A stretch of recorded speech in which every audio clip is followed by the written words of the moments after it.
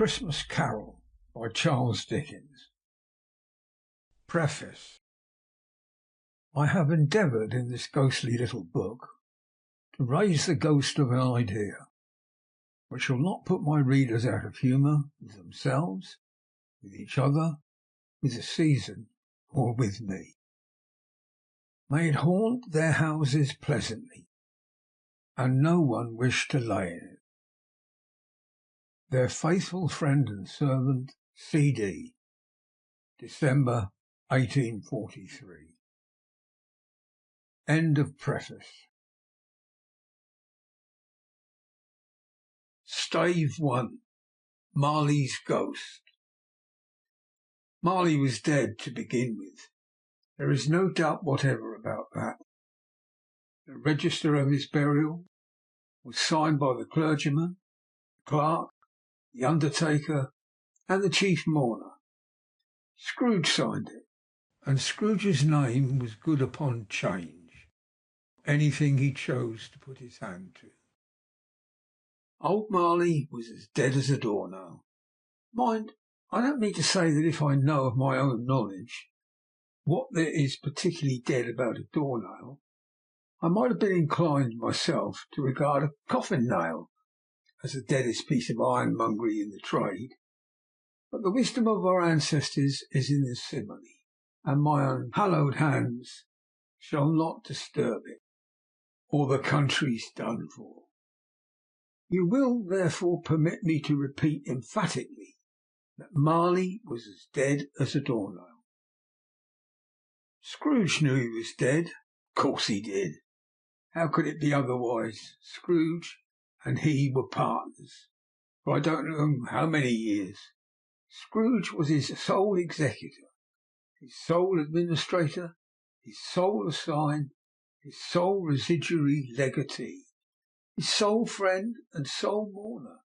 And even Scrooge was not so dreadfully cut up by the sad event, but that he was an excellent man of business on the very day of the funeral, and solemnized it with an undoubted bargain. The mention of Marley's funeral brings me back to the point I started from. There is no doubt that Marley was dead. This must be distinctly understood, or nothing wonderful could come of the story I am going to relate. If we were not perfectly convinced that Hamlet's father died before the play began, there would be nothing more remarkable than his taking a stroll at night in an easterly wind upon his own ramparts, and there would be nothing in any other middle-aged gentleman rashly turning out after dark in a breezy spot, say St. Paul's churchyard for instance, literally to astonish his son's weak mind. Scrooge never painted out old Marley's name. There it stood years afterwards above the warehouse door, Scrooge and Marley. The firm was known as Scrooge and Marley. Sometimes people new to the business called Scrooge, and sometimes Marley, but he answered to both names. It was all the same to him.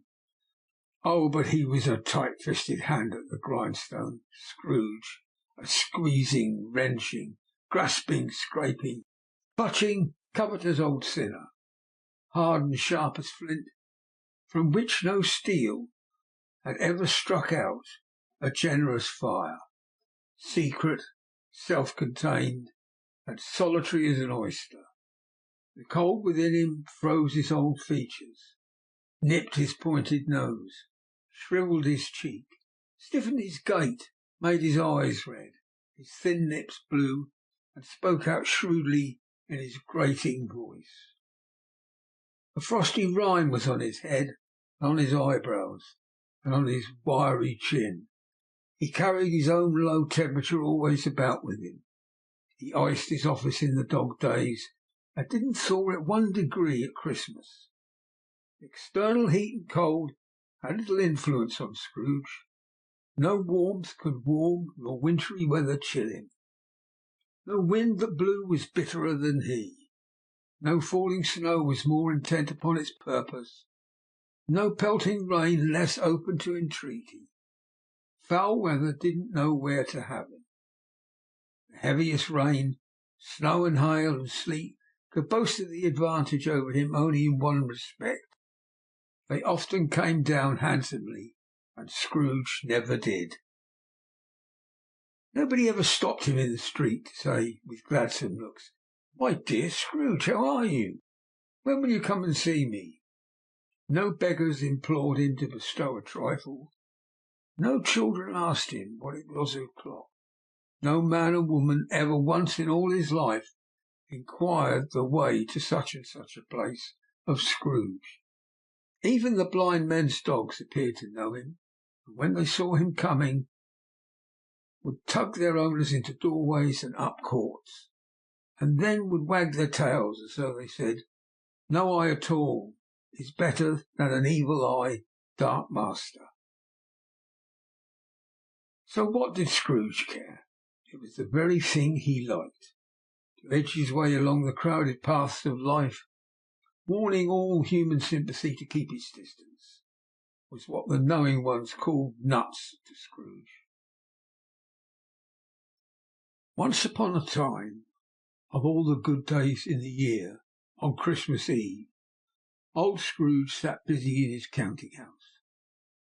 It was cold, bleak, biting weather, foggy withal, and he could hear the people in the court outside go wheezing up and down, beating their hands upon their breasts, and stamping their feet upon the pavement stones to warm them.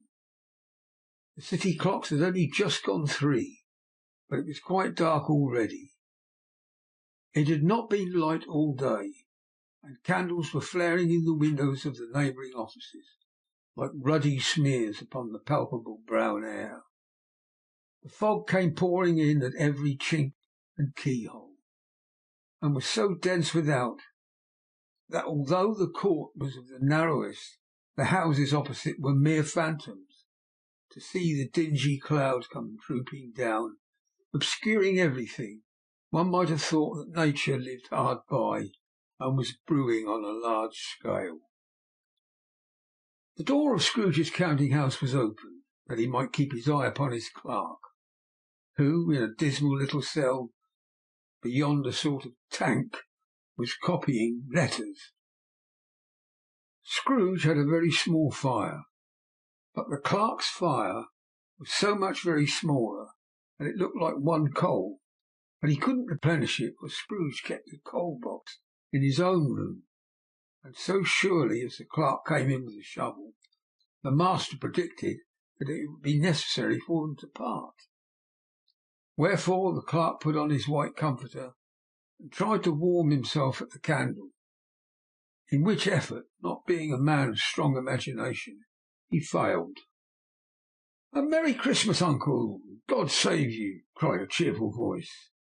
It was the voice of Scrooge's nephew, who came upon him so quickly that this was the first intimation he had had of his approach. "Pshaw!" said Scrooge. "Humbug!" He had so heated himself with rapid walking in the fog and frost, this nephew of Scrooge's, that he was all in a glow. His face was ruddy and handsome, his eyes sparkled, and his breath smoked again. "Christmas a humbug, uncle?" said Scrooge's nephew. "You don't mean that, I'm sure." "I do," said Scrooge. "Merry Christmas! What right have you to be merry? What reason have you to be merry? You're poor enough." "Come, then," returned the nephew gaily. "What right have you to be dismal? What reason have you to be morose? You're rich enough." Scrooge, having no better answer ready on the spur of the moment, said, "That again," and followed it up with a humbug. "Don't be cross, uncle," said the nephew. "What else can I be?" returned the uncle, "when I live in such a world of fools as this Merry Christmas? Out upon a Merry Christmas! What's Christmas time to you but a time for paying bills without money, a time for finding yourself a year older and not an hour richer, a time for balancing your books and having every item in them through a round dozen of months presented dead against you?" "If I could work my will," said Scrooge indignantly, "every idiot that goes about with Merry Christmas on his lips should be boiled with his own pudding and buried with a stake of holly through his heart. He should." "Uncle," pleaded the nephew. "Nephew," returned the uncle sternly, "keep Christmas in your own way, and let me keep it in mine." "Keep it," replied Scrooge's nephew, "but you don't keep it." "Let me leave it alone, then," said Scrooge. "Much good may it do you. Much good has it ever done you."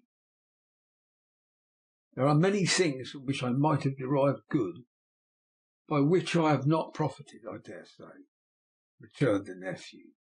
"Christmas among the rest.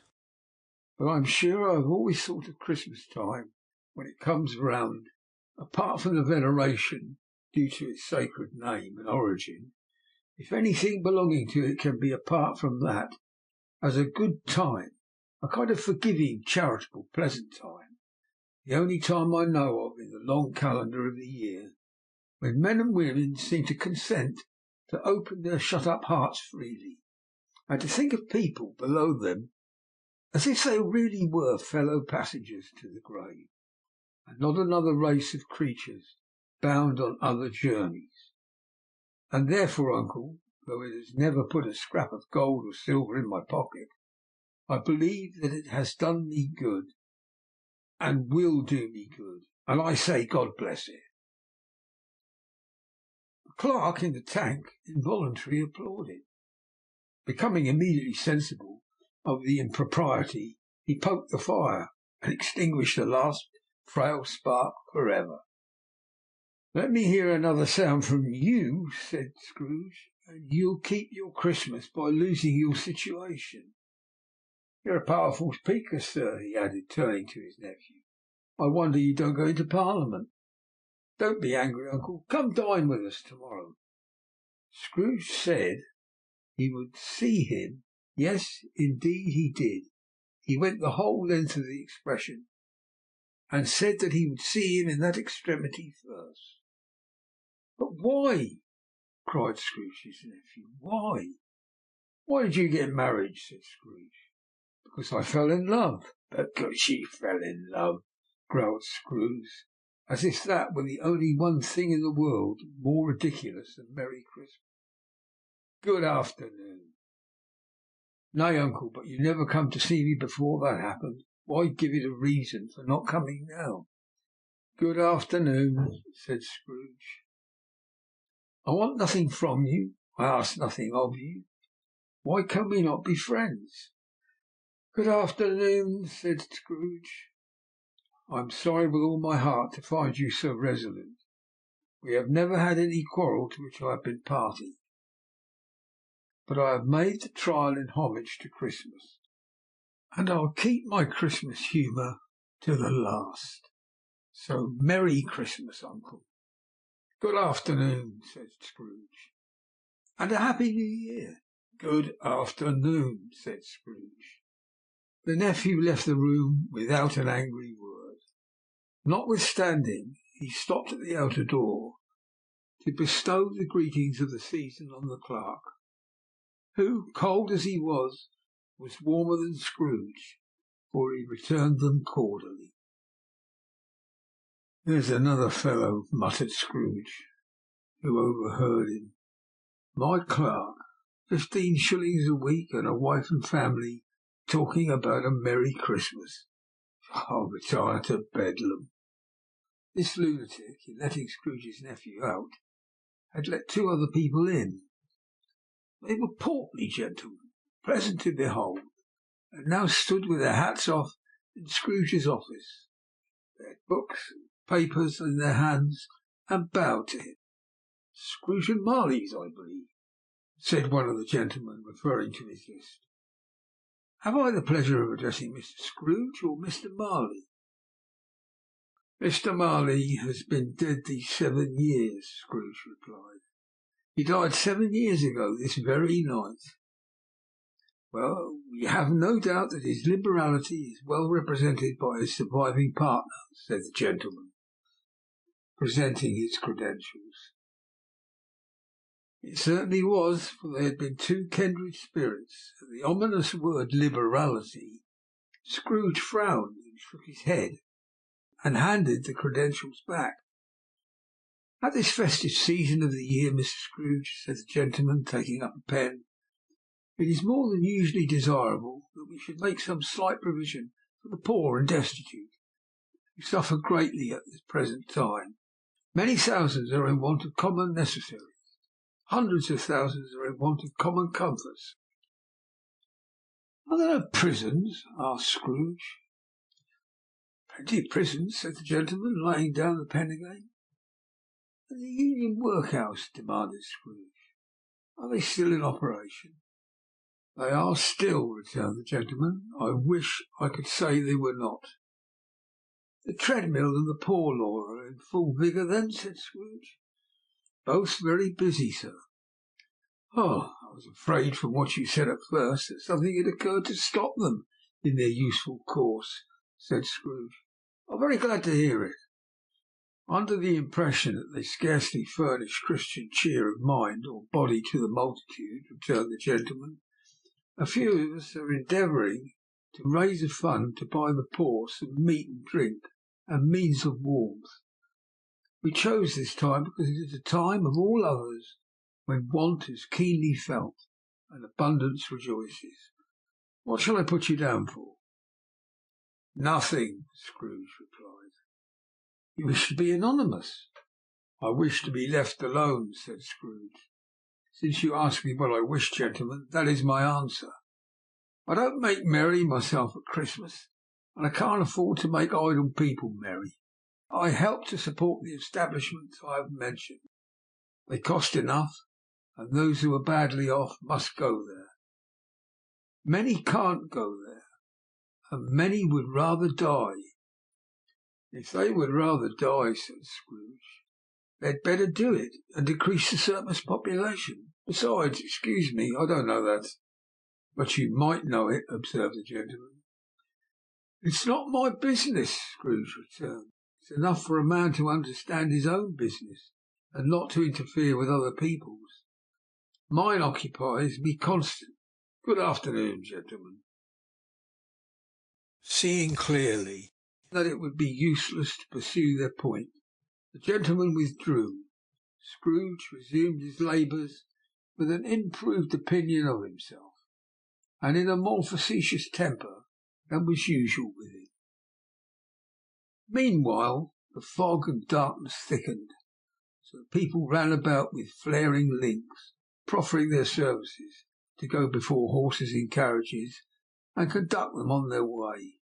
The ancient tower of a church, whose gruff old bell was always peeping slyly down at Scrooge out of a Gothic window in the wall, became invisible, struck the hours and quarters in the clouds, with tremulous vibrations afterwards, as if its teeth were chattering in its frozen head up there. The cold became intense. In the main street at the corner of the court, some labourers were repairing the gas pipes, and had lighted a great fire in a brazier, round which a party of ragged men and boys were gathered, warming their hands and winking their eyes before the blaze in rapture. The water plug, being left in solitude to its overflowings, suddenly congealed and turned to misanthropic ice. The brightness of the shops, where holly sprigs and berries crackled in the lamp heat of the windows, made pale faces ruddy as they passed. Poulterers' and grocers' trades became a splendid joke, a glorious pageant, with which it was next to impossible to believe that such dull principles as bargain and sale had anything to do. The Lord Mayor in the stronghold of the mighty mansion house gave orders to his 50 cooks and butlers to keep a Christmas as a Lord Mayor's household should, and even the little tailor, whom he had fined 5 shillings on the previous Monday for being drunk and bloodthirsty in the streets, stirred up tomorrow's pudding in his garret, while his lean wife and the baby sallied out to buy the beef. Foggier yet, and colder, piercing, searching, biting cold, as if the good St. Dunstan had but nipped the evil spirit's nose with a touch of such weather as that instead of using his familiar weapons, then indeed he would have roared to lusty purpose. The owner of one scant young nose, gnawed and mumbled by the hungry cold, as bones are gnawed by dogs, stooped down at Scrooge's keyhole to regale him with a Christmas carol. But at the first sound of "God bless you, merry gentlemen, that nothing you dismay," Scrooge seized the ruler with such energy of action that the singer fled in terror, leaving the keyhole to the fog and even more congenial frost. At length the hour of shutting up the counting-house arrived. With an ill will, Scrooge dismounted from his stool, and tacitly admitted the fact to the expectant clerks in the tank, who instantly snuffed out his candle and put on his hat. "You'll want all day to-morrow, I suppose," said Scrooge. "If quite convenient, sir." "It's not convenient," said Scrooge, "and it's not fair. If I was to stop half-a-crown for it, you'd think yourself ill-used, I'll be bound." The clerk smiled faintly. "And yet," said Scrooge, "you don't think me ill-used, when I pay a day's wages for no work." The clerk observed that it was only once a year. "A poor excuse for picking a man's pocket every 25th of December," said Scrooge, buttoning his greatcoat to the chin. "But I suppose you must have the whole day. Be here all the earlier next morning." The clerk promised that he would, and Scrooge walked out with a crowl. The office was closed in a twinkling, and the clerk, with the long ends of his white comforter dangling below his waist, for he boasted no greatcoat, went down a slide on Cornhill, at the end of a lane of boys, 20 times, in honour of it being Christmas Eve, and then ran home to Camden Town as hard as he could, to play at blind man's buff. Scrooge took his melancholy dinner in his usual melancholy tavern, and having read all the newspapers, and beguiled the rest of the evening with his banker's book, went home to bed. He lived in chambers, which had once belonged to his deceased partner. They were a gloomy suite of rooms, in a lowering pile of building up a yard where it had so little business to be, that one could scarcely help fancying that it must have run there when it was a young house, playing at hide-and-seek with other houses, and forgotten the way out again. It was old enough now, and dreary enough, for nobody lived in it but Scrooge, the other rooms being all let out as offices. The yard was so dark that even Scrooge, who knew its every stone, was fain to grope with his hands. The fog and frost so hung about the black old gateway of the house, and it seems as if the genius of the weather sat in mournful meditation on the threshold. Now it is a fact that there was nothing at all particular about the knocker on the door, except that it was very large. It is also a fact that Scrooge had seen it night and morning during his whole residence in that place. Also that Scrooge had a little of what is called fancy about him, as any man in the city of London, even including, which is a bold word, the corporation alderman and livery.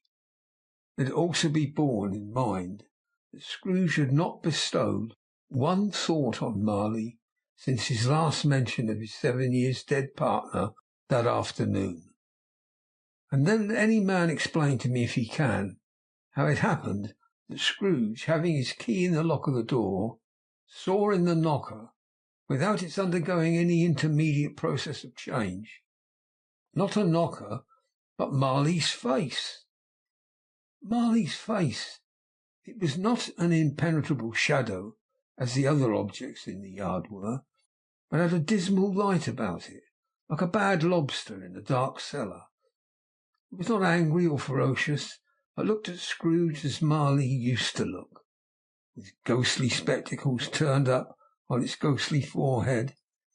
The hair was curiously stirred, as if by breath or hot air, and though the eyes were wide open, they were perfectly motionless. That and its livid colour made it horrible. But its horror seemed to be, in spite of the face, and beyond its control, rather than a part of its own expression. As Scrooge looked fixedly at this phenomenon, it was a knocker again. To say that he was not startled, or that his blood was not conscious of a terrible sensation to which it had been a stranger from infancy, would be untrue. But he put his hand upon the key he had relinquished, turned it sturdily, walked in, and lighted his candle. He did pause with a moment's irresolution before he shut the door, and he did look cautiously behind it first, as if he half expected to be terrified with the sight of Marley's pigtail sticking out into the hall. But there was nothing on the back of the door except the screws and nuts that held the knocker on, so he said, "Pooh, pooh," and closed it with a bang. The sound resounded through the house like thunder. Every room above appeared to have a separate peal of echoes of its own. Scrooge was not a man to be frightened by echoes. He fastened the door and walked across the hall and up the stairs, slowly too, trimming his candle as he went. You may talk vaguely about driving a coach and six up a good old flight of stairs, or through a bad young Act of Parliament, but I mean to say you might have got a hearse up that staircase and taken it broadwise, with the splinter bar towards the wall and the door towards the balustrades, and done it easy. There was plenty of width for that, and room to spare, which is perhaps the reason why Scrooge thought he saw a locomotive hearse going on before him in the gloom.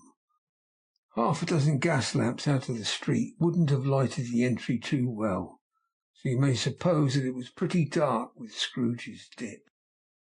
Up Scrooge went, not caring a button for that. Darkness is cheap, and Scrooge liked it. But before he shut his heavy door, he walked through his rooms to see that all was all right. He had just enough recollection of the face to desire to do that.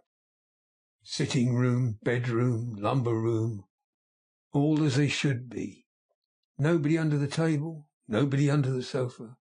A small fire in the grate, spoon and basin ready, and the little saucepan of gruel.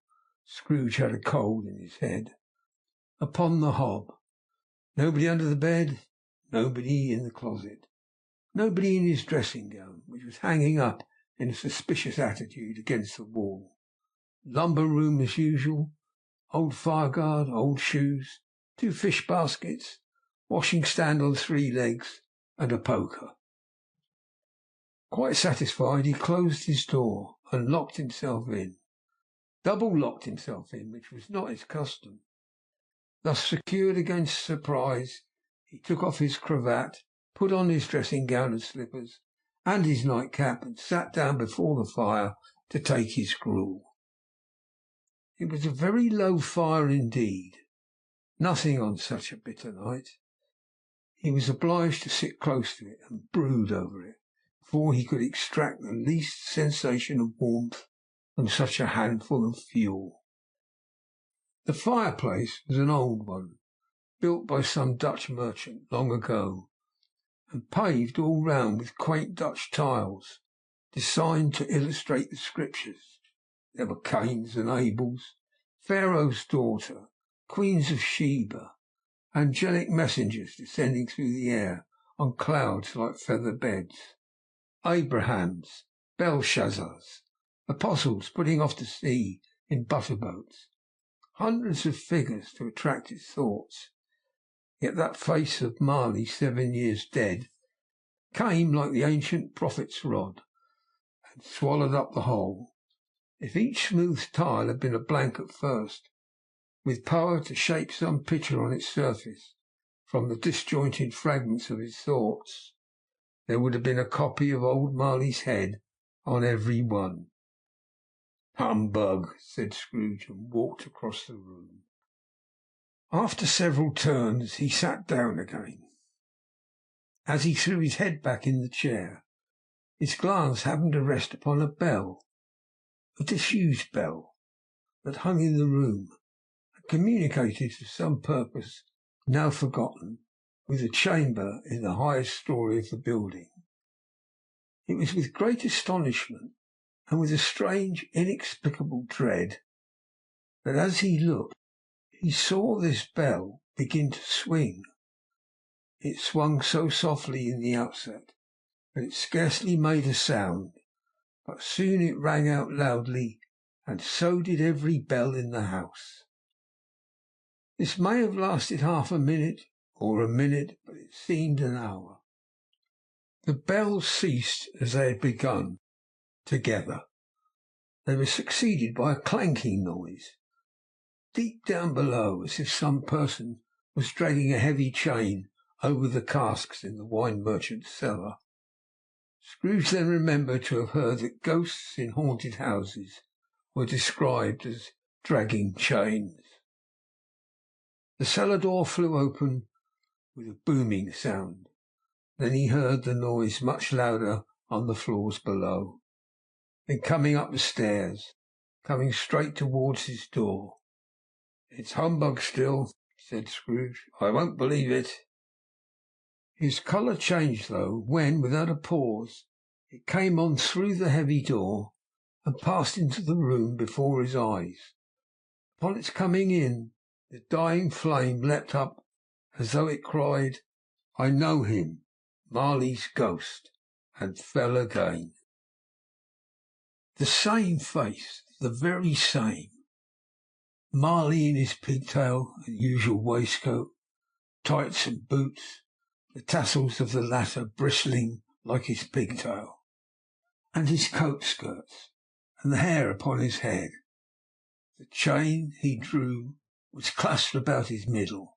It was long, and wound about him like a tail, and it was made, for Scrooge observed it closely, of cash boxes, keys, padlocks, ledgers, deeds, and heavy purses wrought in steel.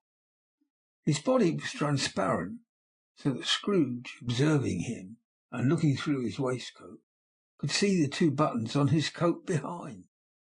Scrooge had often heard it said that Marley had no bowels, but he never believed it until now. No, nor did he believe in it even now, though he looked at the phantom through and through, and saw it standing before him, though he felt the chilling influence of its death-cold eyes, and marked the very texture of the folded kerchief bound about its head and chin, which wrapper he had not observed before. He was still incredulous, and fought against his senses. "How now?" said Scrooge, caustic and cold as ever. "What do you want with me?" "Much." Marley's voice, no doubt about it. "Who are you?" "Ask me who I was." "Who were you then?" said Scrooge, raising his voice. "You're particular for a shade." He was going to say "to a shade," but substituted this as more appropriate. "In life I was your partner, Jacob Marley." Can you sit down?" asked Scrooge, looking doubtfully at him. "I can." "Do it, then." Scrooge asked the question because he didn't know whether a ghost so transparent might find himself in a condition to take a chair, and he felt that in the event of its being impossible, it might involve the necessity of an embarrassing explanation. But the ghost sat down on the opposite side of the fireplace, as if he were quite used to it. "You don't believe in me," observed the ghost. "I don't," said Scrooge. "What evidence would you have of my reality beyond that of your senses?" "I don't know," said Scrooge. "Why do you doubt your senses?" "Because," said Scrooge. "A little thing affects them. A slight disorder of the stomach makes them cheats. You may be an undigested bit of beef, blot of mustard, a crumb of cheese, a fragment of an underdone potato. There's more of gravy than of grave about you, whatever you are." Scrooge was not much in the habit of cracking jokes, nor did he feel in his heart by any means waggish then. The truth is that he tried to be smart as a means of distracting his own attention and keeping down his terror, for the spectre's voice disturbed the very marrow in his bones. To sit staring at those fixed glazed eyes in silence for a moment would play, Scrooge felt, the very deuce with him. There was something very awful, too, in the spectre's being provided with an infernal atmosphere of its own. Scrooge could not feel it himself, but this was clearly the case. Although the ghost sat perfectly motionless, its hair and skirts and tassels were still agitated, as by the hot vapour from an oven. "You see this toothpick," said Scrooge, returning quickly to the charge for the reason just assigned, and wishing, though it were only for a second, to divert the vision's stony gaze from himself. "I do," replied the ghost. "You're not looking at it," said Scrooge. "But I see it," said the ghost, notwithstanding. "Well," muttered Scrooge, "I have but to swallow this, and be for the rest of my days persecuted by a legion of goblins, all of my own creation. Humbug, I tell you, humbug!" At this the spirit raised a frightful cry, and shook its chain with such a dismal and appalling noise that Scrooge held on tight to his chair to save himself from falling in a swoon. But how much greater was his horror when the phantom, taking off the bandage round his head, as if it were too warm to wear indoors, and its lower jaw dropped down upon its breast. Scrooge fell upon his knees and clasped his hands before his face. "Mercy," he said. "Dreadful apparition, why do you trouble me?" "Man of the worldly mind," replied the ghost, "do you believe in me or not?" "I do," said Scrooge. "I must. But why do spirits walk the earth, and why do they come to me?" "It is required of every man," the ghost returned, "that the spirit within them should walk abroad amongst his fellow men, and travel far and wide. And if that spirit goes not forth in life, it is condemned to do so after death. It is doomed to wander through the world. Oh, woe is me!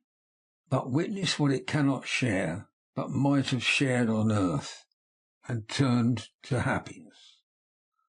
Again the spectre raised a cry, and shook its chain, and wrung its shadowy hands. "You are fettered," said Scrooge, trembling. "Tell me why."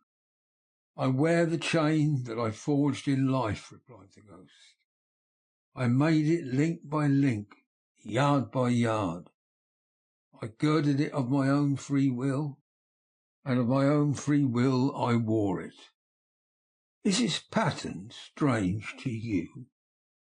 Scrooge trembled more and more.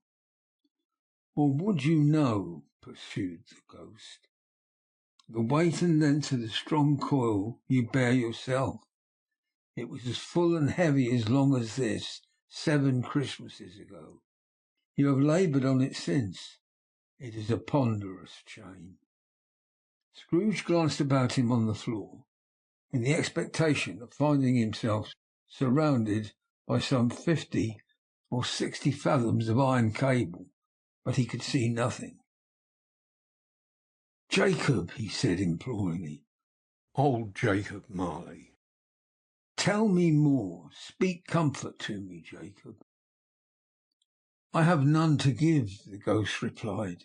"It comes from other regions, Ebenezer Scrooge. and is conveyed by other ministers to other kinds of men. Nor can I tell you what I would. A very little more is all that is permitted to me. I cannot rest, I cannot stay, I cannot linger anywhere. My spirit never walked beyond our counting-house. Mark me, in life my spirit never roved beyond the narrow limits of our money-changing hole, and weary journeys lie before me.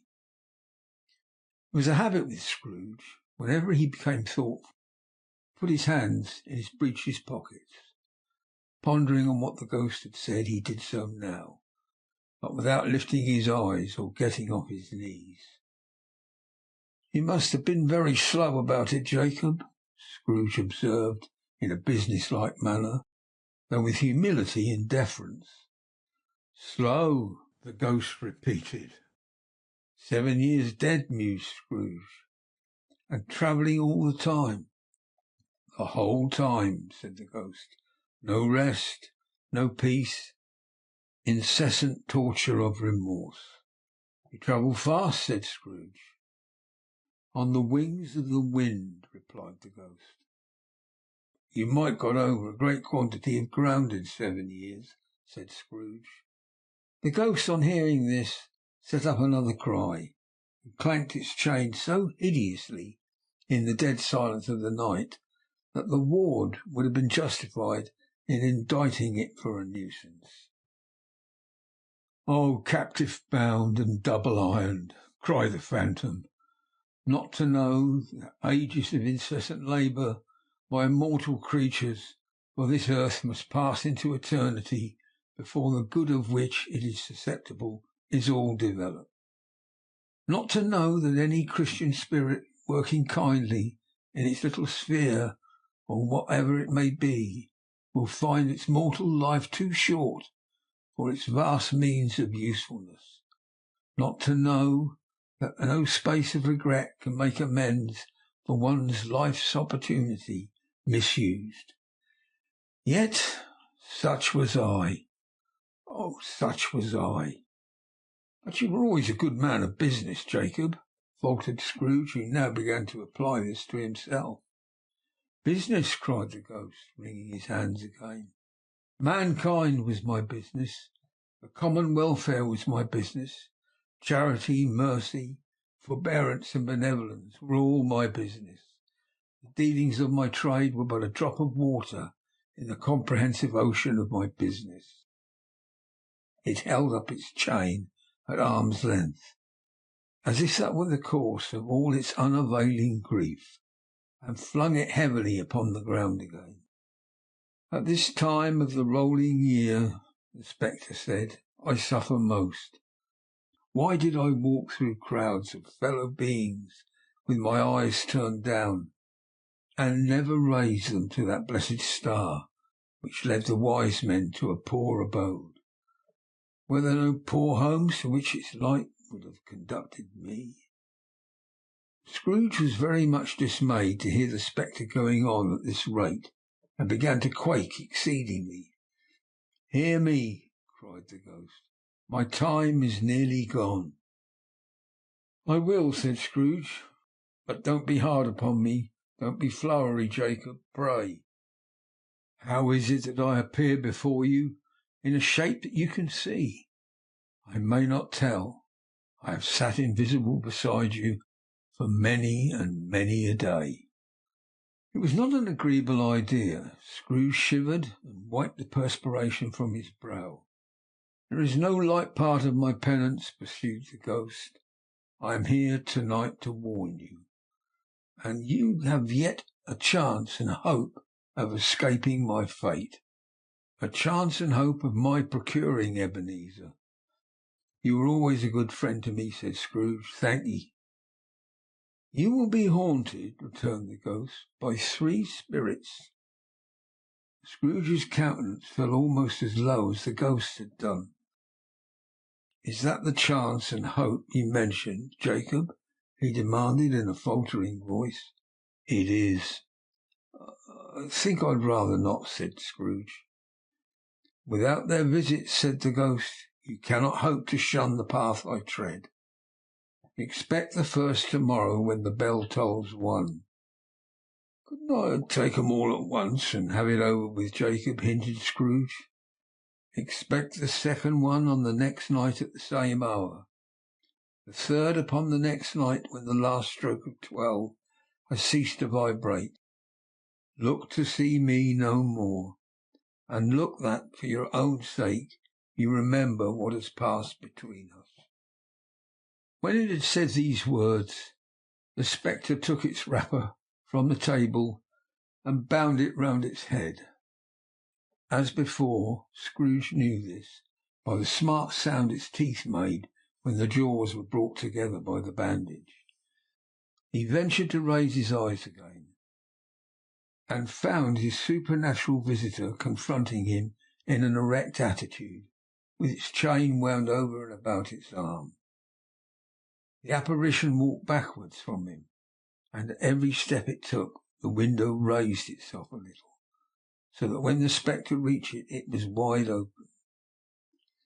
He beckoned Scrooge to approach, which he did. When they were within 2 paces of each other, Marley's ghost held up his hand, warning him to come no nearer. Scrooge stopped, not so much in obedience as in surprise and fear, for on the raising of the hand he became sensible of confused noises in the air, incoherent sounds of lamentation and regret, wailings inexpressibly sorrowful and self-accusatory. The spectre, after listening for a moment, joined in the mournful dirge and floated out upon the bleak dark night. Scrooge followed to the window. Desperate in his curiosity, he looked out. The air was filled with phantoms, wandering hither and thither in restless haste, and moaning as they went. Every one of them wore chains, like Marley's ghost.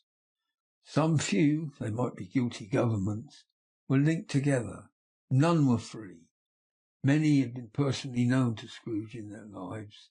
He had been quite familiar with one old ghost in a white waistcoat, with a monstrous iron safe attached to its ankle, who cried piteously at not being able to assist a wretched woman with an infant, whom it saw below upon a doorstep. The misery with them all was clearly that they sought to interfere for good in human matters, and had lost the power for ever.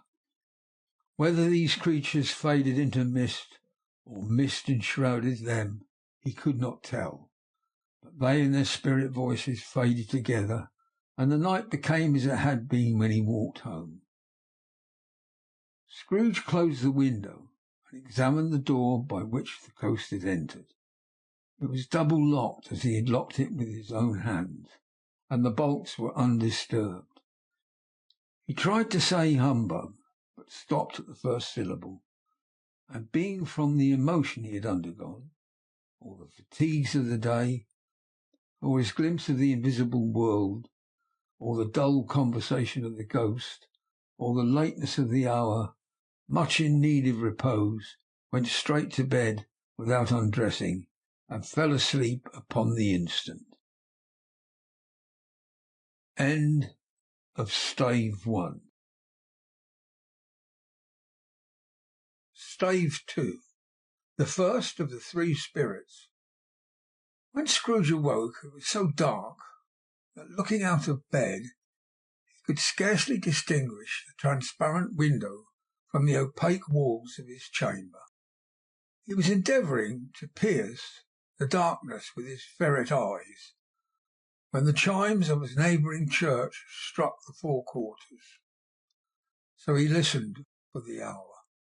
To his great astonishment, the heavy bell went on from 6 to 7, 7 to 8, and regularly up to 12, then stopped. 12? It was past 2 when he went to bed. The clock was wrong. An icicle must have gotten into the works. 12. He touched the spring of his repeater to correct this most preposterous clock. Its rapid little pulse beat 12 and stopped. "Why, it isn't possible," said Scrooge, "that I can have slept through a whole day and far into another night. It isn't possible that anything has happened to the sun, and this is 12 at noon." The idea being an alarming one, he scrambled out of bed and groped his way to the window.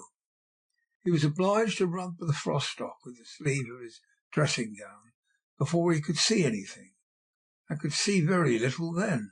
All he could make out was it was still very foggy and extremely cold, and there was no noise of people running to and fro and making a great stir, as there was unquestionably would have been if night had been beaten off by day and taken possession of the world. This was a great relief, because 3 days after sight of this first of exchange pay to Mr. Ebenezer Scrooge, or his order, and so forth, would have become a mere United States security, if there were no days to count by. Scrooge went to bed again, and thought and thought and thought it over and over and over, and could make nothing of it. The more he thought, the more perplexed he was, and the more he endeavoured not to think, the more he thought. Marley's ghost bothered him exceedingly. Every time he resolved within himself, after mature inquiry, that it was all a dream, his mind flew back again, like a strong spring released, to its first position, and presented the same problem to be worked all through. Was it a dream or not? Scrooge lay in this state until the chime had gone 3/4 more, when he remembered, on a sudden, that the ghost had warned him of a visitation when the bell tolled 1. He resolved to lie awake until the hour was past, and considering that he could no more go to sleep than go to heaven, this was perhaps the wisest resolution in his power. The quarter was so long that he was more than once convinced he must have sunk into a doze unconsciously, and missed the clock. At length it broke upon his listening ear. "Ding dong." "1/4 past," said Scrooge, counting. "Ding dong." "1/2 past," said Scrooge. "Ding dong." "1/4 to it," said Scrooge. "Ding dong." "The hour itself," said Scrooge triumphantly, "and nothing else." He spoke before the hour bell sounded, which it did now with a deep, dull, hollow, melancholy one. Light flashed up in the room upon the instant. The curtains of his bed were drawn aside, I tell you, by hand. Not the curtains at his feet, nor the curtains at his back, but those to which his face was addressed. The curtains of his bed were drawn aside, and Scrooge, starting up in a half recumbent attitude, found himself face to face with the unearthly visitor who drew them as close to it as I am now to you, and I am standing in the spirit at your elbow. It was a strange figure, like a child, yet not so like a child as like an old man, viewed through some supernatural medium, which gave him the appearance of having receded from the view and being diminished to a child's proportions. Its hair, which hung about its neck and down its back, was white as if with age, and yet the face had not a wrinkle in it. Tenderest bloom was on the skin. The arms were very long and muscular, as if its hold were of an uncommon strength. Its legs and feet, most delicately formed, were like those upper members, bare. It wore a tunic of the purest white, and round its waist was bound a lustrous belt, the sheen of which was beautiful. It held a branch of fresh green holly in the hand, and in singular contradiction of that wintry emblem, had its dress trimmed with summer flowers. But the strangest thing about it was, that from the crown of its head there sprung a bright clear jet of light, by which all this was visible, and which was doubtless the occasion of its using, in its duller moments, a great extinguisher for a cap, which now it held under its arm. Even this, though, when Scrooge looked at it with increasing steadiness, was not its strangest quality, For as its belt sparkled and glittered now in one part, and now in another, and what was light one instant at another time was dark, so the figure itself fluctuated in its distinctness, being now a thing with one arm, now a thing with one leg, now with 20 legs, now a pair of legs without a head, now a head without a body, of which dissolving parts no outline would be visible in the dense gloom wherein they melted away. And in the very wonder of this, it would be itself again, distinct and clear as ever. "Are you the spirit, sir, whose coming was foretold to me?" asked Scrooge. "I am." The voice was soft and gentle, singularly low, as if instead of being so close beside him, it were at a distance. "Who and what are you?" Scrooge demanded. "I am the ghost of Christmas past." "Long past?" inquired Scrooge, observant of its dwarfish stature. "No, your past."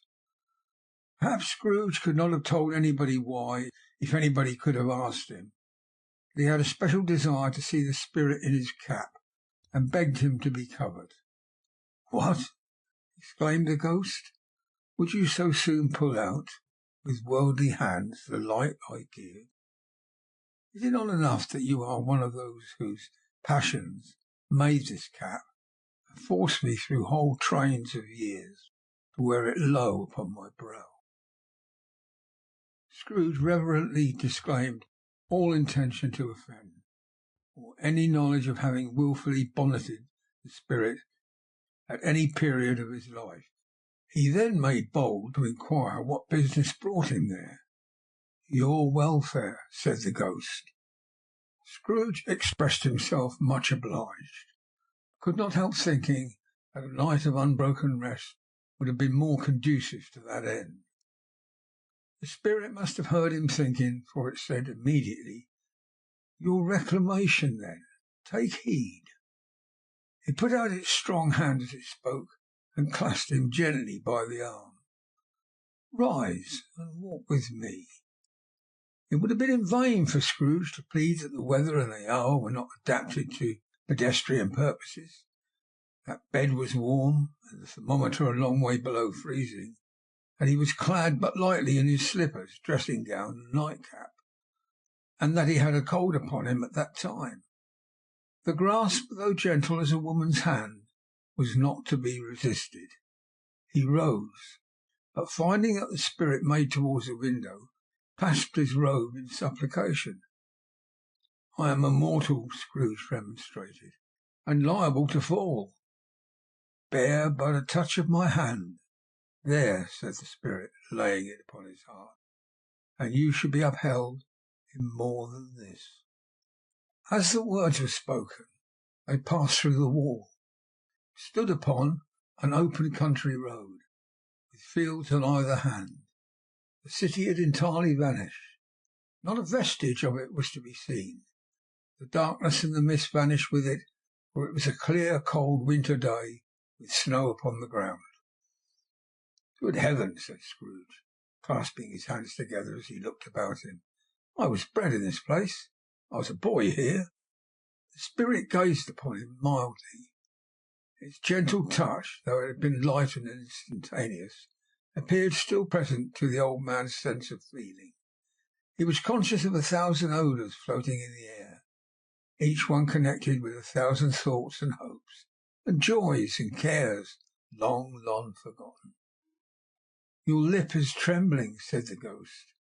"And what is that upon your cheek?" Scrooge muttered with an unusual catching in his voice. It was a pimple, and begged the ghost to lead him where he would. "You recollect the way?" inquired the spirit. "Remember it!" cried Scrooge with fervour. "I could walk it blindfold." "Strange to have forgotten it for so many years," observed the ghost. "Let us go on." They walked along the road, Scrooge recognizing every gate and post and tree, till a little market town appeared in the distance, with its bridge, its church, and winding river. Some shaggy ponies now were seen trotting towards them, with boys upon their backs, who called to other boys in country gigs and carts driven by farmers. All these boys were in great spirits and shouted to each other until the broad fields were so full of merry music that the crisp air laughed to hear it. "These are but shadows of the things that have been," said the ghost. "They have no consciousness of us." The jocund travellers came on, and as they came Scrooge knew and named them every one. Why was it he rejoiced beyond all bounds to see them? Why did his cold eye glisten and his heart leap up as they went past? Was he filled with gladness when he heard them give each other Merry Christmas as they parted at crossroads and byways for their several homes? Was it Merry Christmas to Scrooge? Out upon Merry Christmas! What good had it ever done to him? "The school is not quite deserted," said the ghost. "A solitary child, neglected by his friends, is left there still." Scrooge said he knew it, and he sobbed. They left the high road by a well-remembered lane, and soon approached a mansion of dull red brick, a little weathercock surmounted cupola on the roof, and a bell hanging in it. It was a large house, but one of broken fortunes, for the spacious offices were little used, their walls were damp and mossy, their windows broken, and their gates decayed. Fowls clucked and strutted in the stables, and the coach-houses and sheds were overrun with grass. Nor was it more retentive of its ancient state within, for entering the dreary hall and glancing through the open doors of many rooms, they found them poorly furnished, cold and vast. There was an earthy savour in the air, a chilly bareness in the place, which associated itself somehow with too much getting up by candlelight and not too much to eat. They went, the ghost and Scrooge, across the hall to a door at the back of the house. It opened before them and disclosed a long, bare, melancholy room, made barer still by the lines of plain deal forms and desks. At one of these a lonely boy was reading near a feeble fire, and Scrooge sat down upon a form and wept to see his poor forgotten self as he used to be. Not a latent echo in the house, not a squeak and scuffle from the mice behind the panelling, not a drip from the half-thawed water-spout in the dull yard behind, not a sigh among the leafless boughs of one despondent poplar, nor the idle swinging of an empty storehouse door. No, not a clicking in the fire, but fell upon the heart of Scrooge with a softening influence, and gave freer passage to his tears. The spirit touched him on the arm and pointed to his younger self, intent upon his reading. Suddenly a man in foreign garments, wonderfully real and distinct to look at, stood outside the window with an axe stuck in his belt, leading by the bridle an ass laden with wood. "Why, it's Ali Baba!" Scrooge exclaimed in ecstasy. "It's dear old honest Ali Baba. Yes, yes, I know. One Christmas time, when yonder solitary child was left here all alone, he did come for the first time, just like that. Poor boy! And Valentine," said Scrooge, "and his wild brother Orson. There they go. And what's his name, who was put down in his drawers, asleep at the gate of Damascus? Don't you see him? And the Sultan's groom turned upside down by the genie. There he is upon his head. Serve him right. I'm glad of it. What business had he to be married to the princess?" To hear Scrooge expending all the earnestness of his nature on such subjects, in a most extraordinary voice between laughing and crying, and to see his heightened and excited face, would have been a surprise to his business friends in the city, indeed. "There's the parrot!" cried Scrooge. "Green body and yellow tail, with a thing like a lettuce growing out of the top of his head. There he is, poor Robin Crusoe called him. And when he came home again, after sailing round the island, poor Robin Crusoe, where have you been, Robin Crusoe?" The man thought he was dreaming, but he wasn't. It was the parrot, you know. There goes Friday running for his life to the little creek. "Halloa, Hoop, hallo!" Then, with a rapidity of transition very foreign to his usual character, he said in pity for his former self, "Poor boy," and cried again. "I wish," Scrooge muttered, putting his hands in his pocket and looking about him after drying his eyes with his cuff. But it's too late now." "What is the matter?" asked the spirit. "Nothing," said Scrooge, "nothing. There was a boy singing a Christmas carol at my door last night. I should have liked to have given him something. That's all." The ghost smiled thoughtfully and waved its hand, saying as it did so, "Let us see another Christmas." Scrooge's former self grew larger at the words, and the room became a little darker and more dirty. The panels shrunk, the windows cracked, fragments of plaster fell out of the ceiling, and the naked laths were shown instead. But how all this was brought about, Scrooge knew no more than you do. He only knew that it was quite correct, that everything had happened so. And there he was, alone again, when all the other boys had gone home for the jolly holidays. He was not reading now, but walking up and down despairingly. Scrooge looked over at the ghost, and with a mournful shaking of his head, glanced anxiously towards the door.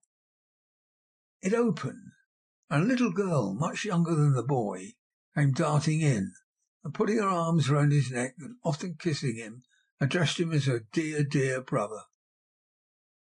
"I've come to bring you home, dear brother," said the child, clapping her tiny hands and bending down to laugh. "To bring you home, home, home." "Home, little Fan?" returned the boy. "Yes," said the child, brimful of glee. "Home for good and all. Home for ever and ever. Father is so much kinder than he used to be, and that home's like heaven. He spoke so gently to me one dear night when I was going to bed, that I was not afraid to ask him once more if you might come home. And he said, yes, you should, and sent me in a coach to bring you. And you're to be a man," said the child, opening her eyes, "and are never to come back here. But first we're to be together all Christmas long, and have the merriest time in the world." "You're quite a woman, little Fan," exclaimed the boy. She clapped her hands and laughed, tried to touch his head, but being too little, laughed again, and stood on tiptoes to embrace him. Then she began to drag him in her childish eagerness towards the door, and he, nothing loath to go, accompanied her. A terrible voice in the hall cried, "Bring down Master Scrooge's box there." And in the hall appeared the schoolmaster himself, who glared on Master Scrooge with a ferocious condescension, and threw him into a dreadful state of mind by shaking hands with him. He then conveyed him and his sister to the veriest old well of a shivering best parlour that ever was seen, where the maps upon the wall, and the celestial and the terrestrial globes in the windows were waxy with cold.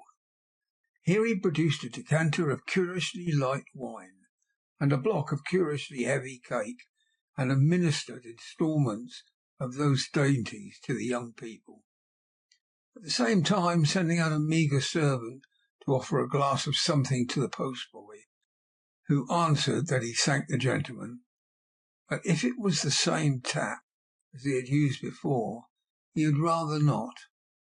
Master Scrooge's trunk being by this time tied to the top of the chaise, and the children bade the schoolteacher good-bye right willingly, and getting into it, drove gaily down the garden sweep, the quick wheels dashing the hoar-frost and snow from off the dark leaves of the evergreen like spray. "Always a delicate creature, whom a breath might have withered," said the ghost, "but she had a large heart." "So she had," cried Scrooge.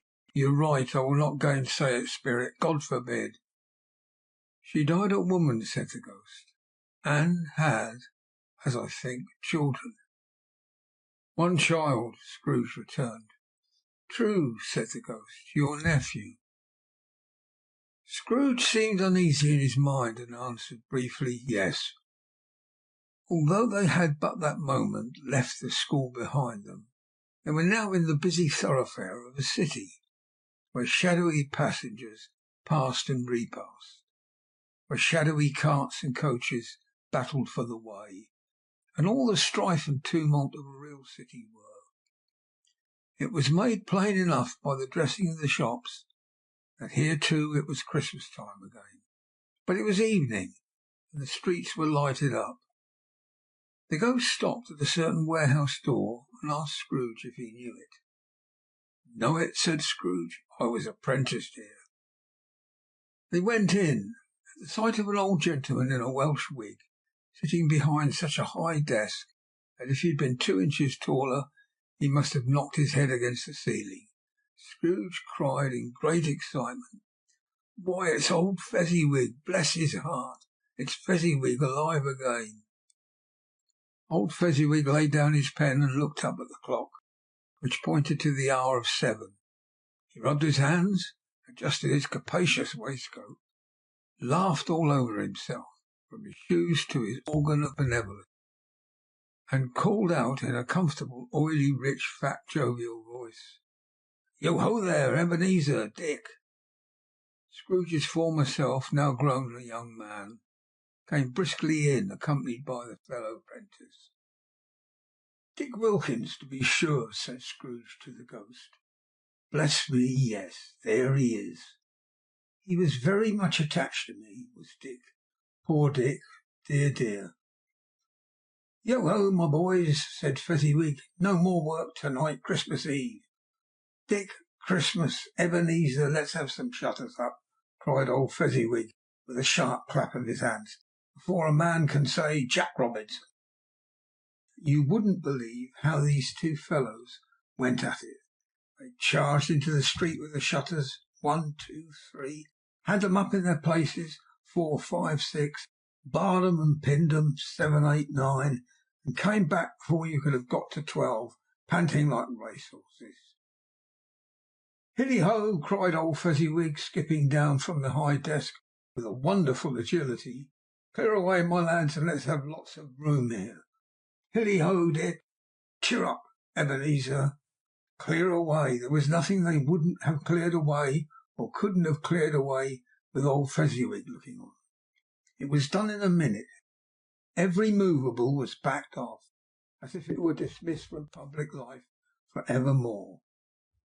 The floor was swept and watered, the lamps were trimmed, fuel was heaped upon the fire, and the warehouse was as snug and warm and dry and bright a ballroom as you would desire to see upon a winter's night.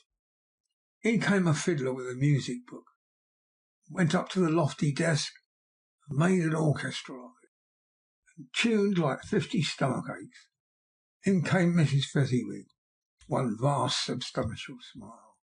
In came the 3 Miss Fezziwigs, beaming and lovable. In came the 6 young followers of whose hearts they broke. In came all the young men and women employed in the business. In came the housemaid with her cousin, the baker. In came the cook with her brother's particular friend, the milkman. In came the boy from over the way, who was suspected of not having board enough from his master, trying to hide himself behind the girl from next door but one, who was proved to have had her ears pulled by her mistress. In they all came, one after another, some shyly, some boldly, some gracefully, some awkwardly, some pushing, some pulling. In they all came, anyhow and everyhow. Away they all went, 20 couple at once.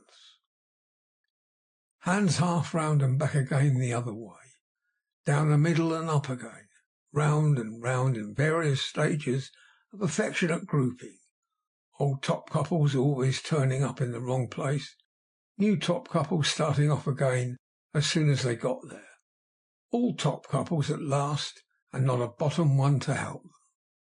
When this result was brought about, old Fezziwig, clapping his hands to stop the dance, cried out, "Well done!"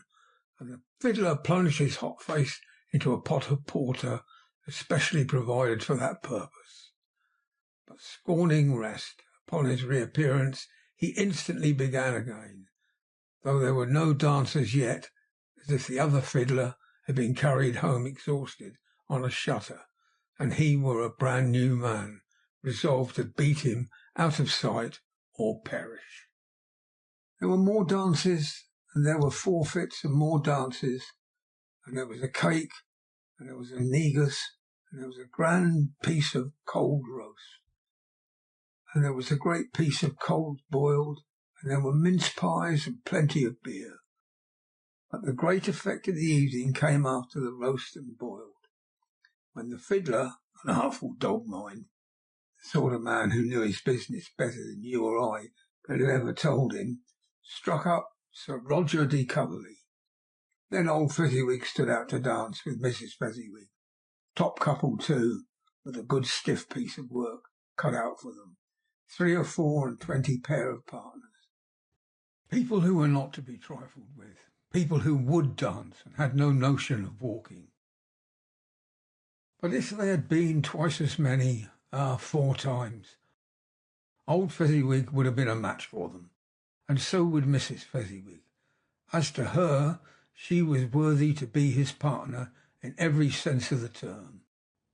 If that's not high praise, tell me higher, and I'll use it. A positive light appeared to issue from Fezziwig's calves. They shone in every part of the dance like moons. You couldn't have predicted at any given time what would have become of them next. And when old Fezziwig and Mrs. Fezziwig had gone all through the dance, advance and retire, both hands to your partner, bow and curtsy, corkscrew, thread the needle, and back again to your place, Fezziwig cut so deftly that he appeared to wink with his legs, and came upon his feet again without a stagger. When the clock struck 11, this domestic ball broke up. Mr. and Mrs. Fezziwig took their stations on either side of the door, and shaking hands with every person individually as he or she went out, wished him or her a Merry Christmas. When everybody had retired but the 2 prentices, they did the same to them, and thus the cheerful voices died away, and the lads were left to their beds, which were under a counter in the back shop. During the whole of this time, Scrooge had acted like a man out of his wits. His heart and soul were in the scene, and with his former self he corroborated everything, remembered everything, enjoyed everything, and underwent the strangest agitation. It was not until now, when the bright faces of his former self and Dick were turned from them, that he remembered the ghost, and became conscious that he was looking full upon him, while the light upon his head burnt very clear. "A small matter," said the ghost, "to make these silly folks so full of gratitude." "Small," echoed Scrooge. Spirit signed to him to listen to the 2 apprentices, who were pouring out their hearts in praise of Fezziwig, and when he had done so, said, "Why is it not? He has spent but a few pounds of your mortal money, 3 or 4 perhaps. Is that so much that he deserves this praise?" "It isn't that," said Scrooge, heated by the remark, and speaking unconsciously like his former self, not his latter self. "It isn't that, Spirit. He has the power to render us happy or unhappy, to make our service light or burdensome, a pleasure or a toil. Say that his power lies in words and looks, in things so slight and insignificant that it is impossible to add and count them up. What then? The happiness he gives, it's quite as great as if it cost a fortune." "What's the matter?" asked the ghost. "Nothing particular," said Scrooge. "Something, I think," the ghost insisted. "No," said Scrooge. "Now I should like to be able to say a word or 2 to my clerk just now. That's all." His former self turned down the lamps as he gave utterance to the wish, and Scrooge and the ghost again stood side by side in the open air. "My time grows short," observed the spirit. "Quick."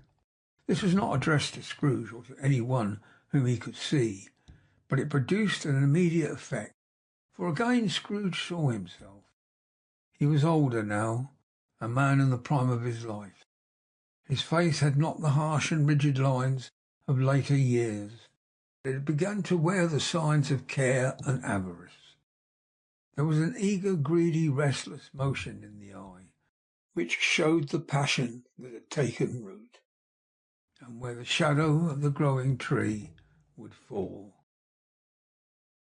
He was not alone, but sat by the side of a fair young girl in a mourning dress, in whose eyes there were tears, which sparkled in the light that shone out of the ghost of Christmas past. "It matters little," she said softly, "to you very little. Another idol has displaced me, and if it can cheer and comfort you in time to come, as I would have tried to do, I have no just cause to grieve." "What idol has displaced you?" he rejoined. "A golden one." "This is the even-handed dealing of the world," he said. "There is nothing on it which is so hard as poverty, and there is nothing it professes to condemn with such severity as the pursuit of wealth." "You fear the world too much," she answered gently. "All your other hopes have merged into the hope of being beyond the chance of its sordid reproach. I have seen your nobler aspirations fall off one by one, until the master passion, gain, engrosses you. Have I not?" "What then?" he retorted. "Even if I have grown so much wiser, what then? I am not changed towards you." She shook her head. "Am I? Our contract is an old one. It was made when we were both poor and content to be so, until in good season we could improve our worldly fortune by our patient industry.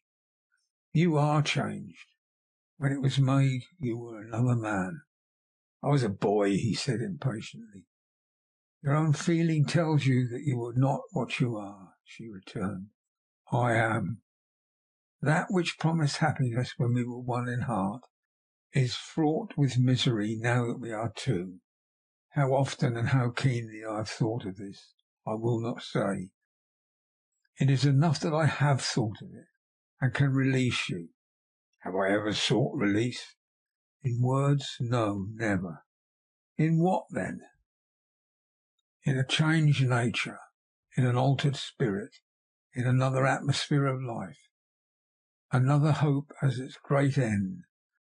In anything that made my love of any worth or value in your sight, if this had never been between us," said the girl, looking mildly but with steadiness upon him. "Tell me, would you seek me out and try to win me now?" "Oh, no." He seemed to yield to the justice of this supposition in spite of himself, but he said with a struggle, "You think not?" "I would gladly think otherwise if I could," she answered. "Heaven knows, when I have learned the truth like this, I know how strong and irresistible it must be. But if you were free today, tomorrow, yesterday, can I even believe that you would choose a dowerless girl? You, in your very confidence with her, weigh everything up by gain, or choosing her, if for a moment you were false enough to your one guiding principle to do so. Do I not know that your repentance and regret would surely follow? I do, and I release you, with a full heart, for the love of him you once were." He was about to speak, but, with her head turned from him, she resumed. "You may, the memory of what is past half makes me hope you will, have pain in this, a very, very brief time, and you will dismiss the recollection of it gladly as an unprofitable dream, from which it happened well that you awoke. May you be happy in the life you have chosen." She left him, and they parted. "Spirit," said Scrooge, "show me no more. Conduct me home. Why do you delight to torture me?" "One shadow more!" exclaimed the ghost. "No more!" cried Scrooge. "No more! I don't wish to see it. Show me no more." But the relentless ghost pinioned him in both his arms, and forced him to observe what happened next. They were in another scene and place, a room not very large or handsome, but full of comfort. Near to the winter fire sat a beautiful young girl, so like the last that Scrooge believed it was the same, until he saw her, now a comely matron, sitting opposite her daughter. The noise in this room was perfectly tumultuous, for there were more children there than Scrooge in his agitated state of mind could count. And unlike the celebrated herd in the poem, there were not 40 children conducting themselves like one, but every child was conducting itself like 40. The consequences were uproarious beyond belief, but no one seemed to care. On the contrary, the mother and daughter laughed heartily and enjoyed it very much, and the latter was soon beginning to mingle in the sports, got pillaged by the young brigands most ruthlessly. What I would not have given to have been one of them, though I never could have been so rude. No, no, I wouldn't for the wealth of all the world have crushed that braided hair and torn it down, and for the precious little shoe I wouldn't have plucked it off. God bless my soul, to save my life. And as to measuring her waist in sport, as they did, bold young brood, I couldn't have done it. I should have expected my arm to have grown round it for a punishment, and never come straight again. And yet I should have dearly liked, I own, to have touched her lips, to have questioned her, that she might have opened them, to have looked upon the lashes of her downcast eyes, and never raised a blush, to have let loose waves of hair, an inch of which would be a keepsake beyond price. In short, I should have liked, I do confess, to have had the lightest licence of a child, and yet to have been man enough to know its value. But now a knocking at the door was heard, and such a rush immediately ensued that she, with laughing face and plundered dress, was borne towards it in the centre of a flushed and boisterous group, just in time to greet the father, who came home attended by a man laden with Christmas toys and presents. Then the shouting and the struggling and the onslaught that was made on the defenceless porter, scaling him with chairs for ladders, dive into his pockets, despoil him of brown paper parcels, hold on tight by his cravat, hug him round his neck, pommel his back, and kick his legs in irrepressible affection. The shouts of wonder and delight with which each in the development of every package was received, the terrible announcement that the baby had been taken in the act of putting a doll's frying pan into his mouth, and was more than suspected of having swallowed a fictitious turkey glued on a wooden platter, the immense relief of finding this was a false alarm, the joy and gratitude and ecstasy, they are all indescribable alike. It is enough that by degrees the children and their emotions got out of the parlour, and by one stair at a time, up to the top of the house, where they went to bed and so subsided. And Scrooge looked on more attentively than ever, and the master of the house, having his daughter leaning fondly on him, sat down with her and her mother at his own fireside. And when he thought that such another creature, quite as graceful and full of promise, might have called him father, and have been a springtime in the haggard winter of his life, his sight grew very dim indeed. "Belle," said the husband, turning to his wife with a smile, "I saw an old friend of yours this afternoon." "Who was it?" "Guess." "How can I tell? I don't know," she added in the same breath, and laughed as he laughed. "Mr. Scrooge." Mr. Scrooge it was. I passed his office window, and it was not shut up. He had a candle inside. I could scarcely help seeing him. His partner lies upon the point of death, I hear, and there he sat, alone, quite alone in the world, I do believe. "Spirit," said Scrooge in a broken voice, "remove me from this place. "I told you these were shadows of things that have been," said the ghost. "That they are what they are. Do not blame me." "Remove me," Scrooge exclaimed. "I cannot bear it." He turned upon the ghost, and seeing that it looked upon him with a face in which, some strange way, there were fragments of all the faces it had shown him, wrestled with it. "Leave me. Take me back. Haunt me no longer." In the struggle, if that can be called a struggle in which the ghost, with no visible resistance on its own part, was undisturbed by any effort of its adversary, Scrooge observed that its light was burning high and bright, and dimly connecting that with its influence over him. He seized the extinguisher cap, and by a sudden action pressed it down upon its head. The spirit dropped beneath it, so that the extinguisher covered its whole form. But though Scrooge pressed it down with all his force, he could not hide the light which streamed from under it in an unbroken flood upon the ground. He was conscious of being exhausted and overcome by an irresistible drowsiness, and further of being in his own bedroom.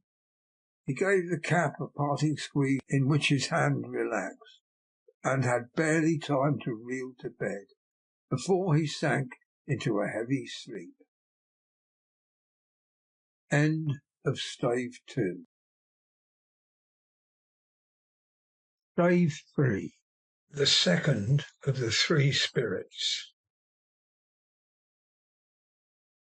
Waking in the middle of a prodigiously tough snore, and sitting up in bed to get his thoughts together, Scrooge had no occasion to be told that the bell was again upon the stroke of 1. He felt that he was restored to consciousness in the right nick of time, for the especial purpose of holding a conference with the second messenger, dispatched to him through Jacob Marley's intervention. Finding that he turned uncomfortably cold when he began to wonder which of the curtains this new spectre would draw back, he put them every one aside with his own hands, and lying down again, established a sharp lookout all round. For he wished to challenge the spirit on the moment of its appearance, and did not wish to be taken by surprise and made nervous. Gentlemen of the free and easy sort, who plume themselves on being acquainted with a move or two, and being usually equal to the time of day, express the wide range of their capacity for adventure by observing that they are good for anything from pitch and toss to manslaughter, between which opposite extremes, no doubt, there lies a tolerably wide and comprehensive range of subjects. Without venturing for Scrooge quite as hardily as this, I don't mind calling on you to believe that he was ready for a good broad field of strange appearances, and that nothing between a baby and a rhinoceros would have astonished him very much. Now, being prepared for almost anything, he was not by any means prepared for nothing, and consequently, when the bell struck 1 and no shape appeared, he was taken with a violent fit of trembling. 5 minutes, 10 minutes, a quarter of an hour went by, yet nothing came. All this time he lay upon his bed, the very core and centre of a blaze of ruddy light, which streamed upon it when the clock proclaimed the hour, and which, being only light, was more alarming than a dozen ghosts, as he was powerless to make out what it meant, or would it be at, and was sometimes apprehensive that he might be at that very moment an interesting case of spontaneous combustion, without having the consolation of knowing it. At last, however, he began to think, as you or I would have thought at first, for it is always the person, not the predicament, who knows what ought to have been done in it, have done it too. At last, I say, he began to think that the source and secret of this ghostly light might be in the adjoining room, from whence, on further tracing it, it seemed to shine. This idea taking full possession of his mind, he got up softly and shuffled in his slippers to the door. The moment Scrooge's hand was on the lock, a strange voice called him by his name and bade him enter. He obeyed. It was his own room. There was no doubt about that, but it had undergone a surprising transformation. The walls and ceiling were so hung with living green that it looked a perfect grove, in every part of which bright gleaming berries glistened. The crisp leaves of holly, mistletoe, and ivy reflected back the light, as if so many little mirrors had been scattered there, and such a mighty blaze went roaring up the chimney as that dull petrification of hearth had never known in Scrooge's time, or Marley's, or for many years and many a winter season gone. Heaped up on the floor to form a kind of throne were turkeys, geese, game, poultry, brawn, great joints of meat, suckling pigs, long wreaths of sausages, mince pies, plum puddings, barrels of oysters, red-hot chestnuts, cherry-cheeked apples, juicy oranges, luscious pears, immense twelfth cakes, and seething bowls of punch that made the chamber dim with their delicate steam. In easy state upon this couch there sat a jolly giant, glorious to see, who bore a glowing torch in the shape not unlike Plenty's horn, and held it up high to shed its light on Scrooge as he came peeping round the door. "Come in!" exclaimed the ghost. "Come in and know me better, man." Scrooge entered timidly and hung his head before the spirit. He was not the dogged Scrooge he had been, and though the spirit's eyes were clear and kind, he did not like to meet them. "I am the ghost of Christmas present," said the spirit. "Look upon me." Scrooge reverently did so. It was clothed in one simple deep green robe or mantle, bordered with white fur, this garment being hung so loosely on the figure that its capacious breast was bare, as if disdaining to be warded or concealed by any artifice. Its feet, observable beneath the ample folds of the garment, were also bare, and on its head it wore no other covering than a holly wreath, set here and there with shining icicles. Its dark brown curls were long and free, and its genial face, its sparkling eye, its open hand, its cheery voice, its unconstrained demeanour, and its joyful air girded round its middle was an antique scabbard, but no sword was in it, and the ancient sheath was eaten up with rust. "You have never seen the like of me before," exclaimed the spirit. "Never," Scrooge made answer to it. "I have never walked forth with the younger members of my family, meaning, for I am very young, my elder brothers born in these later years," pursued the phantom. "I don't think I have," said Scrooge. "I'm afraid I have not. Have you had many brothers, spirit?" "More than 1800," said the ghost. "A tremendous family to provide for," muttered Scrooge. The ghost of Christmas present rose. "Spirit," said Scrooge submissively, "conduct me where you will. I went forth last night on compulsion, and I learned a lesson which is working now tonight.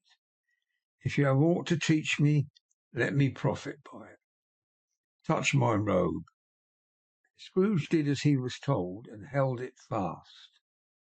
Holly, mistletoe, red berries, ivy, turkeys, geese, game, poultry, brawn, meat, pigs, sausages, oyster pies, puddings, fruit, and punch all vanished instantly. So did the room, the fire, the ruddy glow, the hour of night, and they stood in the city streets on a Christmas morning, where, for the weather was severe, the people made a rough but brisk and not unpleasant kind of music, in scraping the snow from the pavement in front of their dwellings, and from the tops of their houses, whence it was a mad delight to the boys to see it come plumping down into the road below, and splitting into artificial little snowstorms. The house fronts looked black enough, and the windows blacker, contrasting with the smooth white sheet of snow upon the roofs, and with the dirtier snow upon the ground, which last deposit had been ploughed in deep furrows by the heavy wheels of carts and waggons, furrows that crossed and recrossed each other hundreds of times, where the great streets branched off and made intricate channels hard to trace in the thick yellow mud and icy water. The sky was gloomy, and the shortest streets were choked up with dingy mist, half thawed, half frozen, whose heavier particles descended in a shower of sooty atoms, as if all the chimneys in Great Britain had, by one consent, caught fire, and were blazing away to their dear hearts' content. There was nothing very cheerful in the climate or the town, and yet there was an air of cheerfulness abroad that the clearest summer air and brightest summer sun may have endeavoured to diffuse in vain. The people who were shovelling away on the housetops were jovial and full of glee, calling out to one another from the parapets, and now and then exchanging a facetious snowball, better-natured missile, far than many a wordy jest, laughing heartily if it went right, and not less heartily if it went wrong. The poulterers' shops were still half open, and the fruiterers were radiant in their glory. There were great round pot-bellied baskets of chestnuts, shaped like the waistcoats of jolly old gentlemen, lolling at the doors and tumbling out into the street in their apoplectic opulence. There were ruddy, brown-faced, broad-girthed Spanish onions, shining in the fatness of their growth like Spanish friars, and winking from their shelves in wanton slyness at the girls as they went by, and glanced demurely at the hung-up mistletoe. There were pears and apples clustered high in blooming pyramids. There were bunches of grapes made in the shopkeeper's benevolence, to dangle from conspicuous hooks, that people's mouths might water gratis as they passed. There were piles of filberts, mossy and brown, recalling in their fragrance ancient walks among the woods, pleasant shufflings, ankle-deep through withered leaves. There were Norfolk biffins, squab and swarthy, setting off the yellow of the oranges of the lemon, and in the great compactness of their juicy persons, urgently entreating and beseeching to be carried home in paper bags and eaten after dinner. The very gold and silver fish set forth amongst those choice fruits in a bowl, though members of a dull and stagnant-blooded race, appeared to know that there was something going on, and to a fish went gasping round their little world in slow and passionless excitement.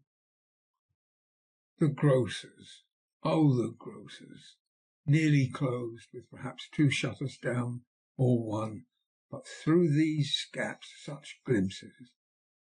It was not alone that the scales descending on the counter made a merry sound, or that the twine and roller parted company so briskly, or that the canisters were rattled up and down like juggling tricks, or even that the blended scents of tea and coffee were so grateful to the nose, or even that the raisins were so plentiful and rare, the almonds so extremely white, the sticks of cinnamon so long and straight, and the other spices so delicious, the candied fruits so caked and spotted with molten sugar as to make the coldest lookers-on feel faint and subsequently bilious.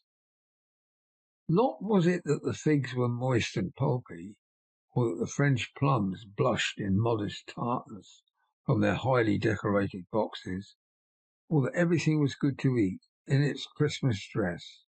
The customers were all so hurried and so eager in the hopeful promise of the day that they tumbled up against each other at the door, crashing their wicket baskets wildly, and left their purchases upon the counter, and came running back to fetch them, and committed hundreds of the like mistakes in the best humour possible, while the grocer and his people were so frank and fresh that the polished hearts with which they fastened their aprons behind might have been their own, worn outside for general inspection and for Christmas doors to peck at as they chose.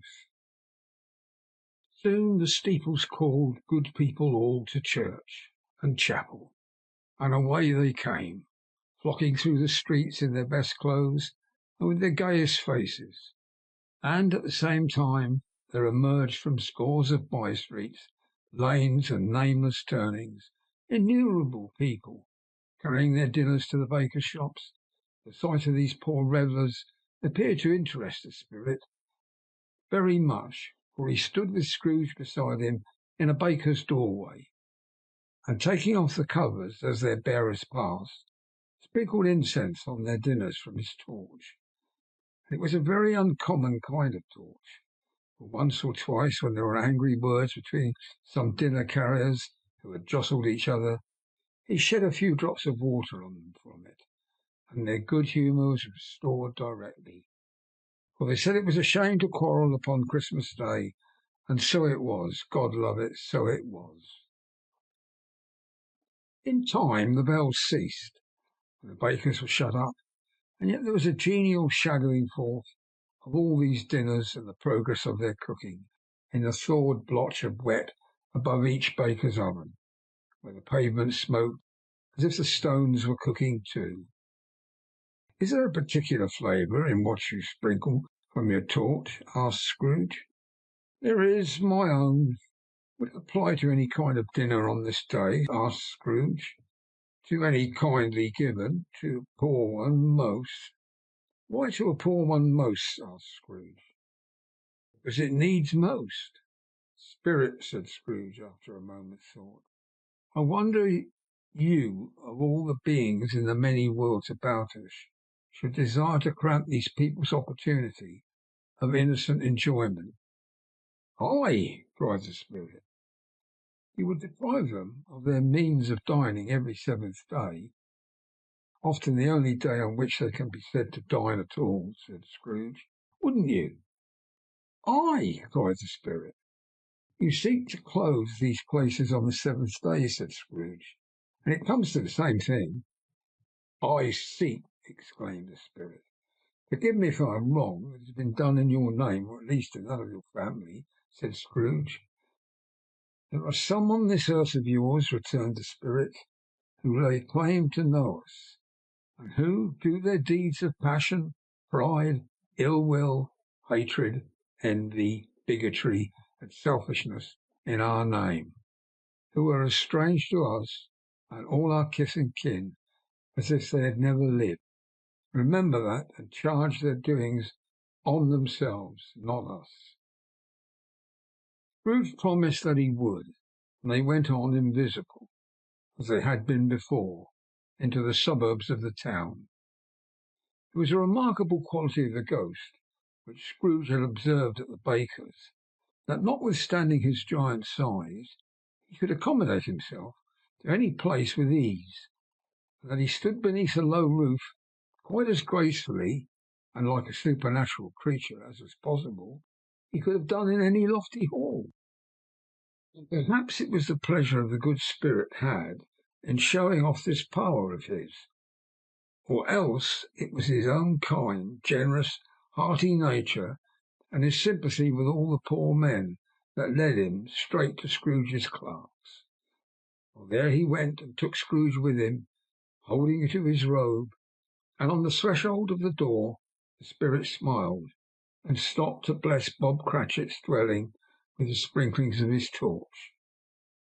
Think of that! Bob had but 15 bob a week himself, and he pocketed it on Saturdays, but 15 copies of his Christian name, and yet the ghost of Christmas present blessed his 4-roomed house. Then up rose Mrs. Cratchit, Cratchit's wife, dressed out but poorly, in a twice-turned gown, but brave in ribbons, which are cheap and make a goodly show for sixpence.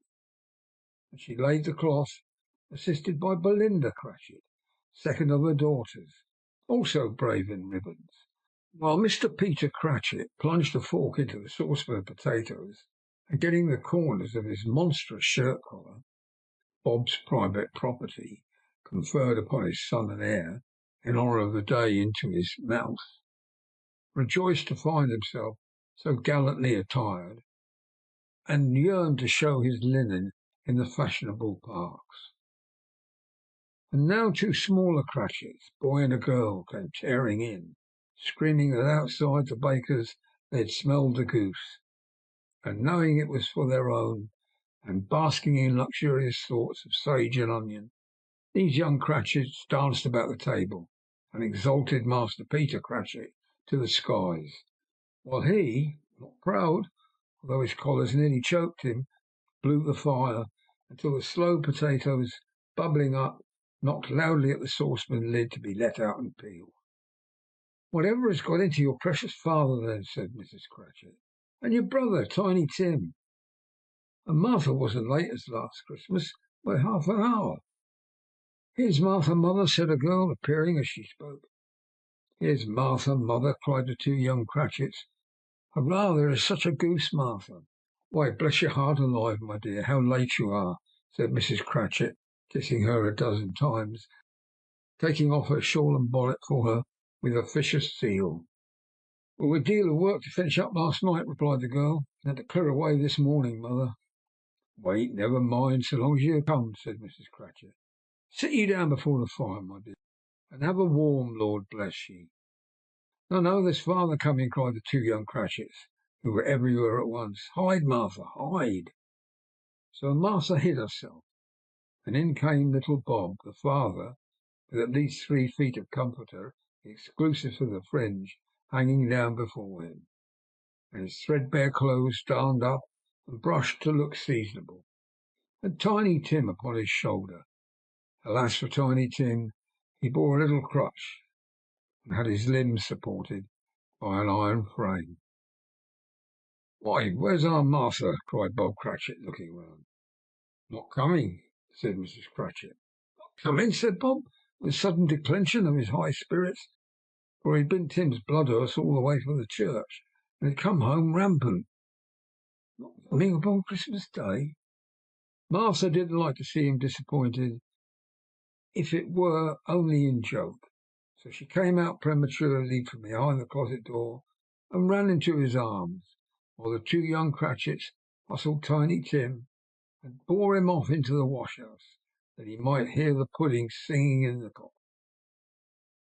"And how did little Tim behave?" asked Mrs. Cratchit, when she had rallied Bob on his credulity, and Bob hugged his daughter to his heart's content. "As good as gold," said Bob, "and better.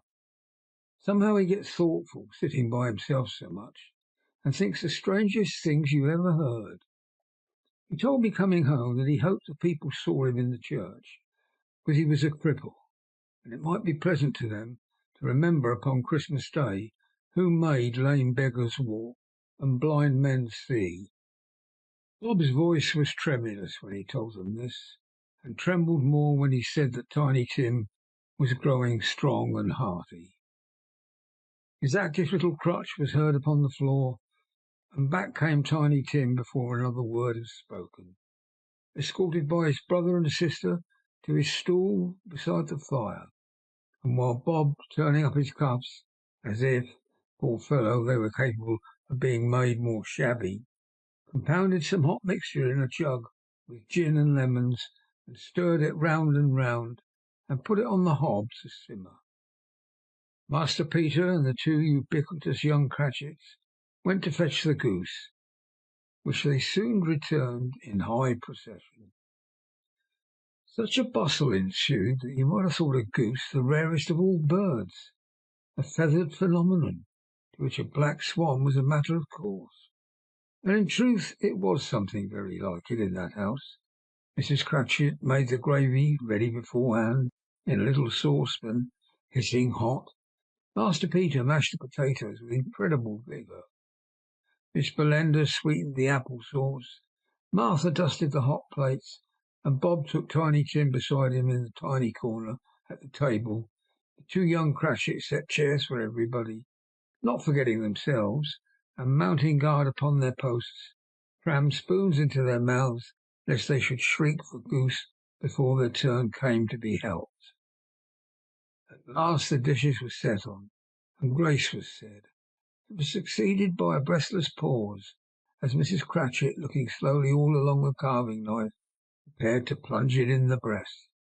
And when she did, and when the long-expected gush of stuffing issued forth, one murmur of delight arose all around the board, and even Tiny Tim, excited by the two young Cratchits, beat on the table with the handle of his knife, and feebly cried, "Hurrah!" There never was such a goose. Bob said he didn't believe there was ever such a goose cooked. Its tenderness and flavour and size and cheapness were the themes of universal admiration. Eked out by the apple sauce and mashed potatoes, it was a sufficient dinner for the whole family. Indeed, as Mrs. Cratchit said with great delight, surveying one small atom of a bone upon the dish, "We hadn't ate it all at last, yet every one had had enough, and the youngest Cratchits in particular was steeped in sage and onion to the eyebrows." But now, the plates being changed by Miss Belinda, Mrs. Cratchit left the room alone, too nervous to bear witness, to take the pudding up and bring it in. Suppose it should not be done enough? Suppose it should break in turning out? Suppose somebody has got over the wall of the backyard and stolen it, while they were merry with the goose? A supposition at which the two young Cratchits became livid. All sorts of horrors were supposed. Although a great deal of steam, the pudding was out of the copper. It smelled like a washing day. That was the cloth. It smelled like an eating house and pastry cooks next door to each other, with a laundress next door to that. That was the pudding. In half a minute Mrs. Cratchit entered, flushed but smiling proudly, with the pudding like a speckled cannon ball, so hard and firm, blazing in half a quartern of ignited brandy, and bedight with Christmas holly stuck into the top. "Oh, wonderful pudding!" Bob Cratchit said, and calmly too, that he regarded it as the greatest success achieved by Mrs. Cratchit since their marriage. Mrs. Cratchit said that now the weight was off her mind, she would confess that she'd had her doubts about the quantity of flour. Everybody had something to say about it, but nobody said or thought that it was at all a small pudding for a large family. It would have been flat heresy to do so. Any Cratchit would have blushed to hint at such a thing. At last the dinner was done. The cloth was cleared, the hearth swept, and the fire made up. The compound in the jug being tasted and considered perfect, apples and oranges were put upon the table, and a shovelful of chestnuts on the fire. Then all the Cratchit family drew round the hearth in what Bob Cratchit called a circle, meaning a half one, and at Bob Cratchit's elbow stood the family display of glass, 2 tumblers and a custard cup without a handle. These held the hot stuff from the jug, however, as well as golden goblets would have done, and Bob served it out with beaming look, while the chestnuts on the fire sputtered and cracked noisily. Then Bob proposed, "A Merry Christmas to us all, my dears. God bless us," which all the family re-echoed. "God bless us, every one," said Tiny Tim, the last of all. He sat very close to his father's side upon his little stool. Bob held his withered little hand in his, as if he loved the child and wished to keep him by his side, and dreaded that he might be taken from him. "Spirit," said Scrooge, with an interest he had never felt before, "tell me if Tiny Tim will live." "I see a vacant seat," replied the ghost, "in the poor chimney corner, and a crutch without an owner, carefully preserved. If these shadows remain unaltered by the future, the child will die." "Oh, no, no," said Scrooge. No, kind spirits, say that he will be spared. If these shadows remain unaltered by the future, none other of my race, returned the ghost, will find him here. What then? If he be like to die, he had better do it, and decrease the serpent's population. Scrooge hung his head to hear his own words quoted by the spirit, and was overcome with penitence and grief. Man, said the ghost, if a man you be in heart, not adamant, forbear that wicked cant, until you have discovered what the surplus is and where it is. Will you decide what men shall live, what men shall die? It may be that in the sight of heaven you are more worthless and less fit to live than millions like this poor man's child.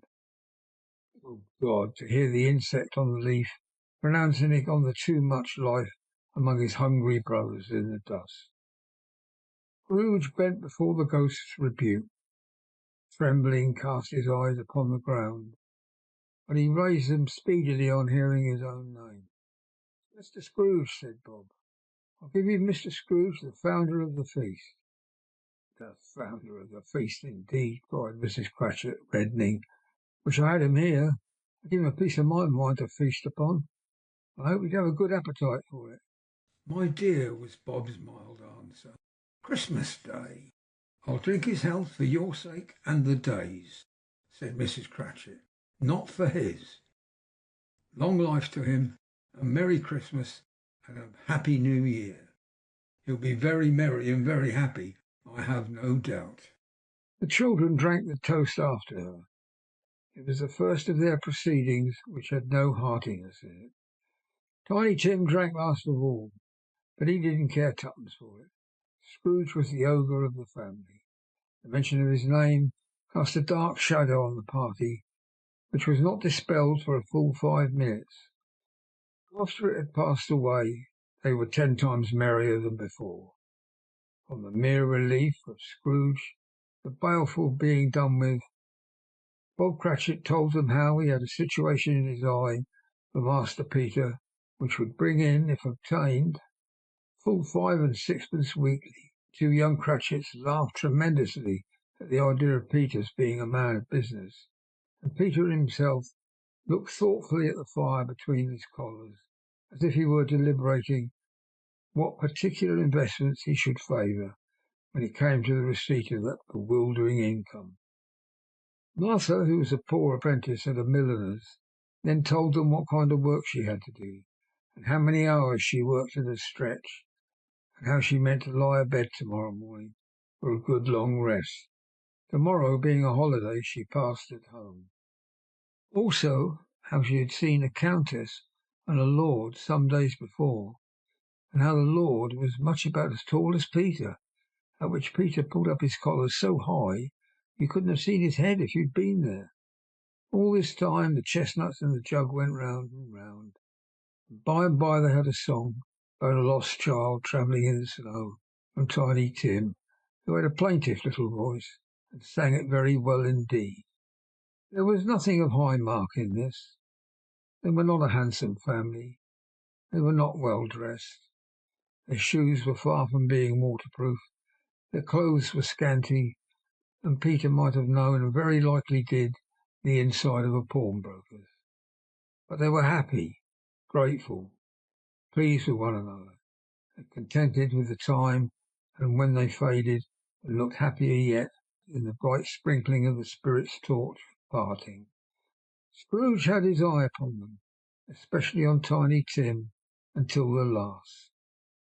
By this time it was getting dark, and snowing pretty heavily, and as Scrooge and the spirit went along the streets, the brightness of the roaring fires in kitchens, parlours, and all sorts of rooms was wonderful. Here the flickering of the blaze showed preparations for a cosy dinner, with hot plates baking through and through before the fire, and deep red curtains ready to be drawn to shut out cold and darkness. There all the children of the house were running out into the snow to meet their married sisters, brothers, cousins, uncles, aunts, and to be the first to greet them.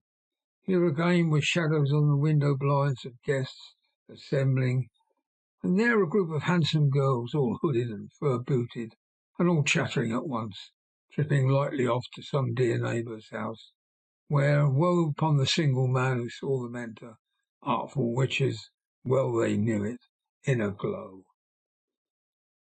But if you could judge from the numbers of people on their way to friendly gatherings, you might have thought that no one was at home to give them welcome when they got there, instead of every house expecting company and piling up its fires half chimney high, blessings on it.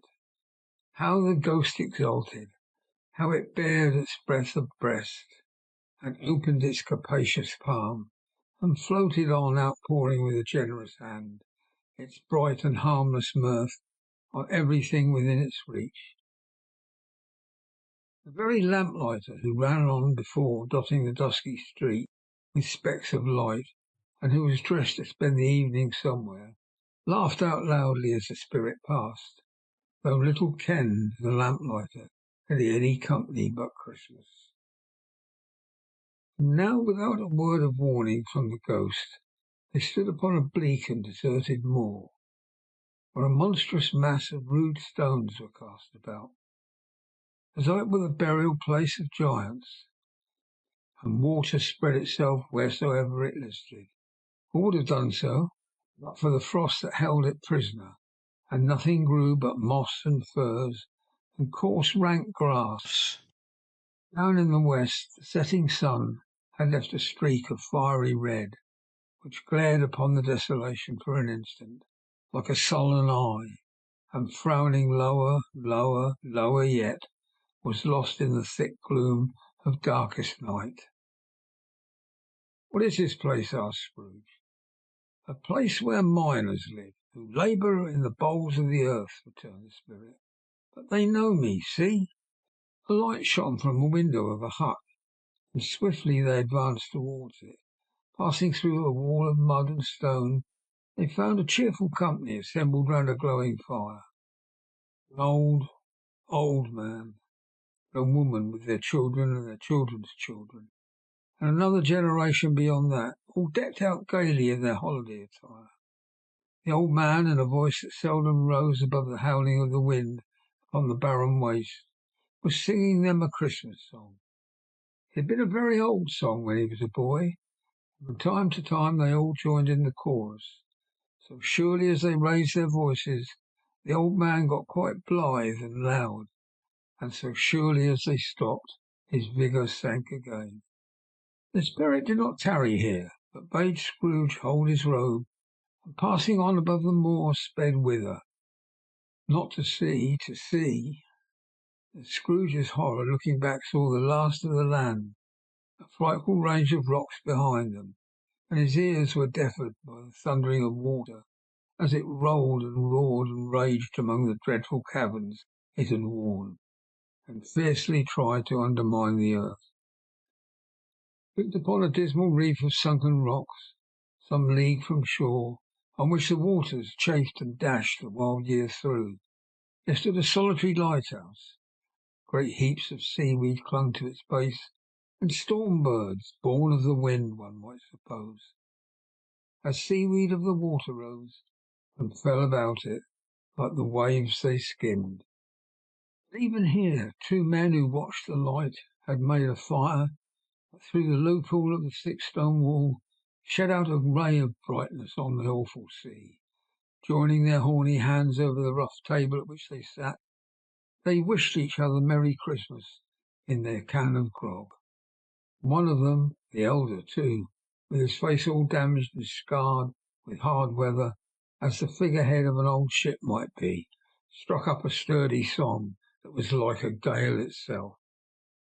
Again the ghost sped on, above the black and heaving sea, on, until being far away, as he told Scrooge, from any shore, they lighted on a ship. They stood beside the helmsman at the wheel, and looked out in the bow. The officers who had the watch, dark ghostly figures in their several, spoke below his breath to his companion of some bygone Christmas day, with homeward hopes belonging to it. and every man on board, waking or sleeping, good or bad, had a kinder word for one another on that day than on any day in the year, had shared to some extent its festivities, and remembered those he cared for at a distance, and had known that they delighted to remember him. It was a great surprise to Scrooge, while listening to the moaning of the wind, and thinking what a solemn thing it was to move on through the lonely darkness over an unknown abyss, whose depths were secret as profound as death. It was a great surprise to Scrooge, while thus engaged, to hear a hearty laugh. It was a much greater surprise to Scrooge to recognise it as his own nephew's, and to find himself in a bright, dry, gleaming room, with his Spirit standing smiling by his side, and looking out at that same nephew with approving affability. "Ha, ha!" laughed Scrooge's nephew. "If you should happen, by any unlikely chance, to know a man more blessed in a laugh than Scrooge's nephew, all I can say is, I should like to know him too. Introduce him to me, and I'll cultivate his acquaintance." It's a fair, even-handed, noble adjustment of things that while there is infection in disease and sorrow, there is nothing in the world so irresistibly contagious as laughter and good humour. When Scrooge's nephew laughed in this way, holding his sides, rolling his head, and twisting his face to the utmost extravagant contortions, Scrooge's niece by marriage laughed as heartily as he, and their assembled friends, being not a bit behindhand, roared out lustily, "Ha, ha! Ha, ha! Ha, ha!" "He said that Christmas was a humbug, as I live," cried Scrooge's nephew. "He believed it too." "More shame for him, Fred," said Scrooge's niece indignantly. "Bless those women! They never do anything by halves. They are always in earnest." She was very pretty, exceedingly pretty, with a dimpled, surprised-looking, capital face, a bright little mouth that seemed to be made to be kissed, and no doubt it was, all kinds of good little dots about her chin that melted into one another when she laughed, and the sunniest pair of eyes you ever saw in any little creature's head. Altogether she was what you would have called provoking, you know, but satisfactory too. Oh, perfectly satisfactory. "He's a comical old fellow," said Scrooge's nephew, "that's the truth, and not so pleasant as he might be. However, his offences carry their own punishment, and I have nothing to say against him."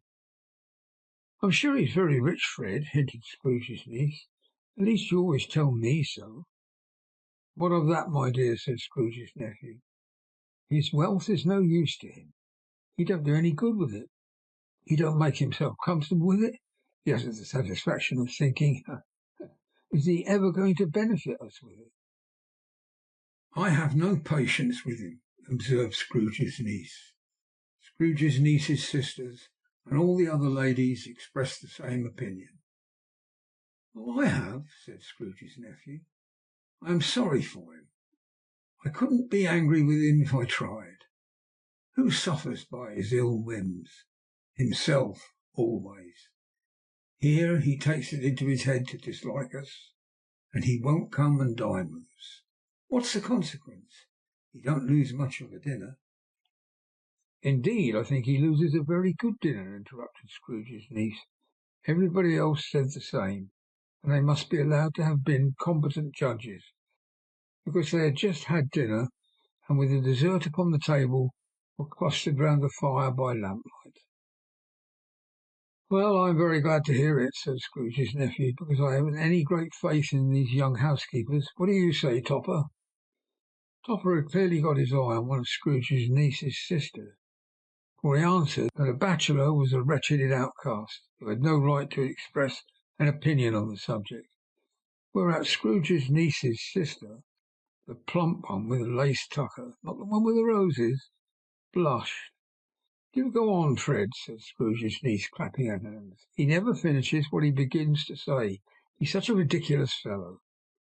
Scrooge's nephew revelled in another laugh, and, as it was impossible to keep the infection off, though the plump sister tried hard to do it with aromatic vinegar. His example was unanimously followed. "I was only going to say," said Scrooge's nephew, "that the consequence of his taking a dislike to us, and not making merry with us, is, as I think, that he loses some pleasant moments which could do him no harm. I'm sure he loses pleasanter companions than he can find in his own thoughts, either in his mouldy old office or his dusty chambers. I mean to give him the same chance every year, whether he likes it or not, for I pity him. He may rail at Christmas until he dies, but he can't help thinking better of it. I defy him. If he finds me going there in good temper year after year, and saying, 'Uncle Scrooge, how are you?' if it only puts him in the vein to leave his poor clerk £50, that's something, and I think I shook him yesterday." It was their turn to laugh now at the notion of his shaking Scrooge, but being thoroughly good-natured, not much caring what they laughed at, so they laughed at any rate, he encouraged them in their merriment, and passed the bottle joyously.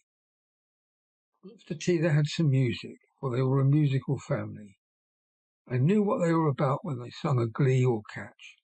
I can assure you, especially Topper, who could growl away in a bass like a good one, and never swell at the large veins in his forehead, or get red in the face over it.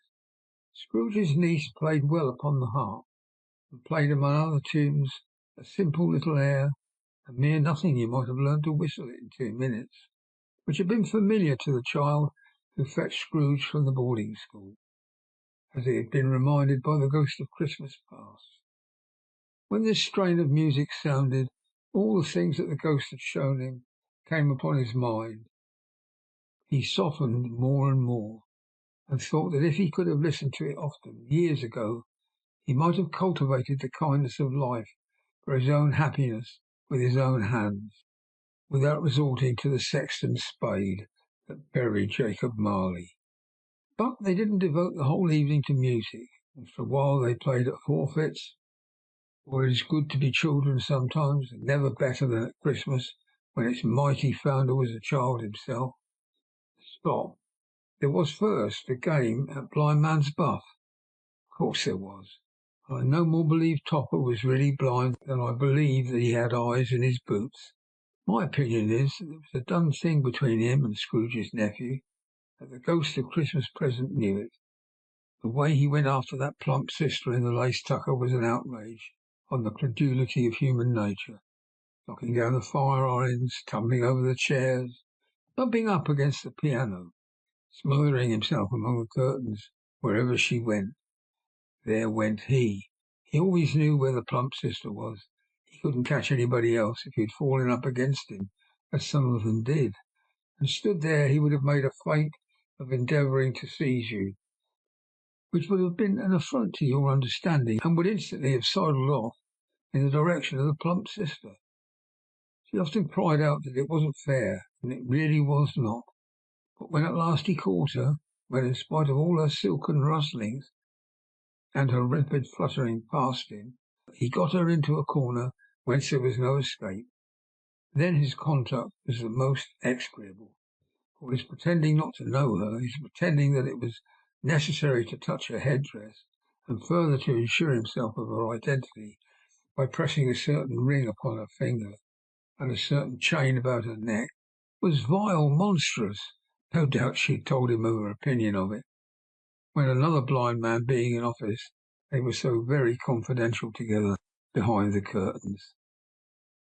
Scrooge's niece was not one of the blind man's buff party, but it was made comfortable with a large chair and a footstool and a snug corner, where the ghost and Scrooge were close behind her.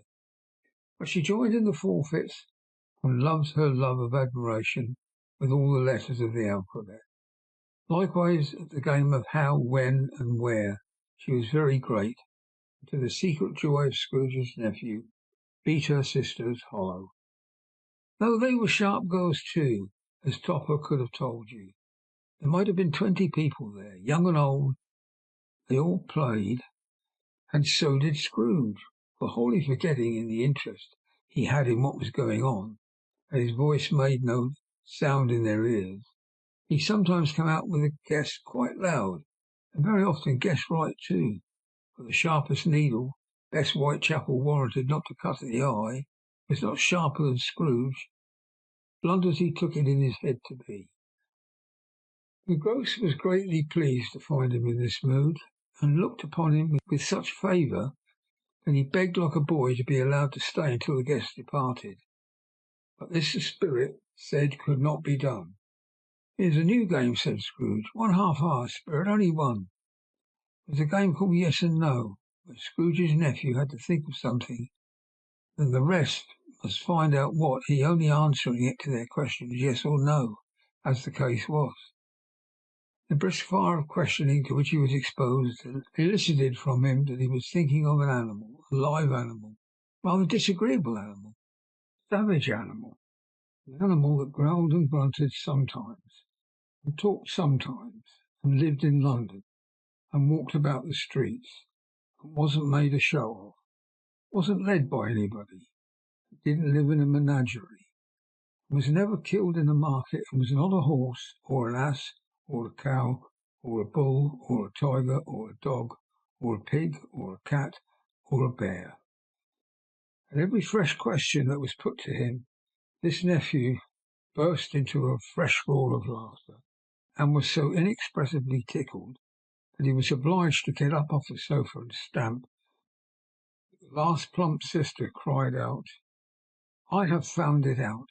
I know what it is, Fred. I know what it is." "What is it?" cried Fred. "It's your Uncle Scrooge." Which it certainly was. Admiration was the universal sentiment, though some objected that the reply to "Is it a bear?" ought to have been yes, inasmuch as an answer in the negative was sufficient to have diverted their thoughts from Mr. Scrooge, supposing they had ever had any tendency that way. "He's given us plenty of merriment, I'm sure," said Fred, "and it would be ungrateful not to drink to his health. Here is a glass of mulled wine ready to our hand at the moment, and I say, Uncle Scrooge." "Well, Uncle Scrooge," they cried, "a Merry Christmas and a Happy New Year to the old man, wherever he is," said Scrooge's nephew. "He wouldn't take it from me, but he may have it nevertheless. Uncle Scrooge." Uncle Scrooge had imperceptibly become so gay and light of heart, he would have pledged the unconscious company in return, and thanked them in an inaudible speech, if the ghost had given him time. The whole scene passed off in the breath of the last words spoken by his nephew, and he and the spirit were again upon their travels. Much they saw, and far they went, and many homes they visited, but always with a happy end. The spirit stood beside sick beds, and they were cheerful. On foreign lands they were close at home by struggling men, and they were patient in their greater hope. By poverty, and it was rich. In almshouse, hospital, and jail, in misery's every refuge, where vain man, in his little brief authority, had not made fast the door, and barred the spirit out, he left his blessing, and taught Scrooge his precepts. It was a long night, if it were only a night, but Scrooge had his doubts of this, because the Christmas holidays appeared to be condensed into the space of time they passed together. It was strange, too, that while Scrooge remained unaltered in his outward form, the ghost grew older, clearly older. Scrooge had observed this change, but never spoke of it, until they left the children's Twelfth Night party, when, looking at the spirit as they stood together in the open place, he noticed that his hair was grey. "Are spirits' lives so short?" asked Scrooge. "My life upon this globe is very brief," replied the ghost. "It ends to-night." "To-night?" replied Scrooge. "To-night at midnight. Hark! The time is drawing near." The chimes were ringing the 11:15 at that moment. "Forgive me if I am not justified in what I ask," said Scrooge, looking intently at the spirit's robe, "but I see something strange and not belonging to yourself protruding from your skirts. It is a foot or a claw?" "It might be a claw for all the flesh there is upon it," was the spirit's sorrowful reply. "Look here." From the foldings of its robe it brought two children, wretched, abject, frightful, hideous, miserable. They knelt down at its feet and clung upon the outside of its garment. "Oh, man, look here! Look down here!" exclaimed the ghost. They were a boy and a girl, yellow, meagre, ragged, scowling, wolfish, but prostrate too in their humility. For the graceful youth should have filled their features out and touched them with its freshest tints. A stale and shrivelled hand, like that of age, had pinched and twisted them, and pulled them into shreds. Where angels might have sat enthroned, devils lurked, and glared out menacing. No change, no degradation, no perversion of humanity in any grade. Through all the mysteries of a wonderful creation, half monsters, so horrible and dread. Scrooge started back, appalled. Having them shown to him in this way, he tried to say they were fine children, but the words choked themselves, rather than be parties to a lie of such enormous magnitude. "Spirit, are they yours?" Scrooge could say no more. "They are man's," said the spirit, looking down upon them. "They cling to me, appealing from their fathers. This boy is ignorance, this girl is want. Beware them both, and of all their degree. Most of all beware this boy, for on his brow I see that written which is doom, unless the writing be erased." "Deny it!" cried the spirit, stretching out his hands towards the city. "Slander those who tell it ye. Admit it for your fatuous purposes, and make it worse, and bide the end." "Have we no refuge or resources?" cried Scrooge.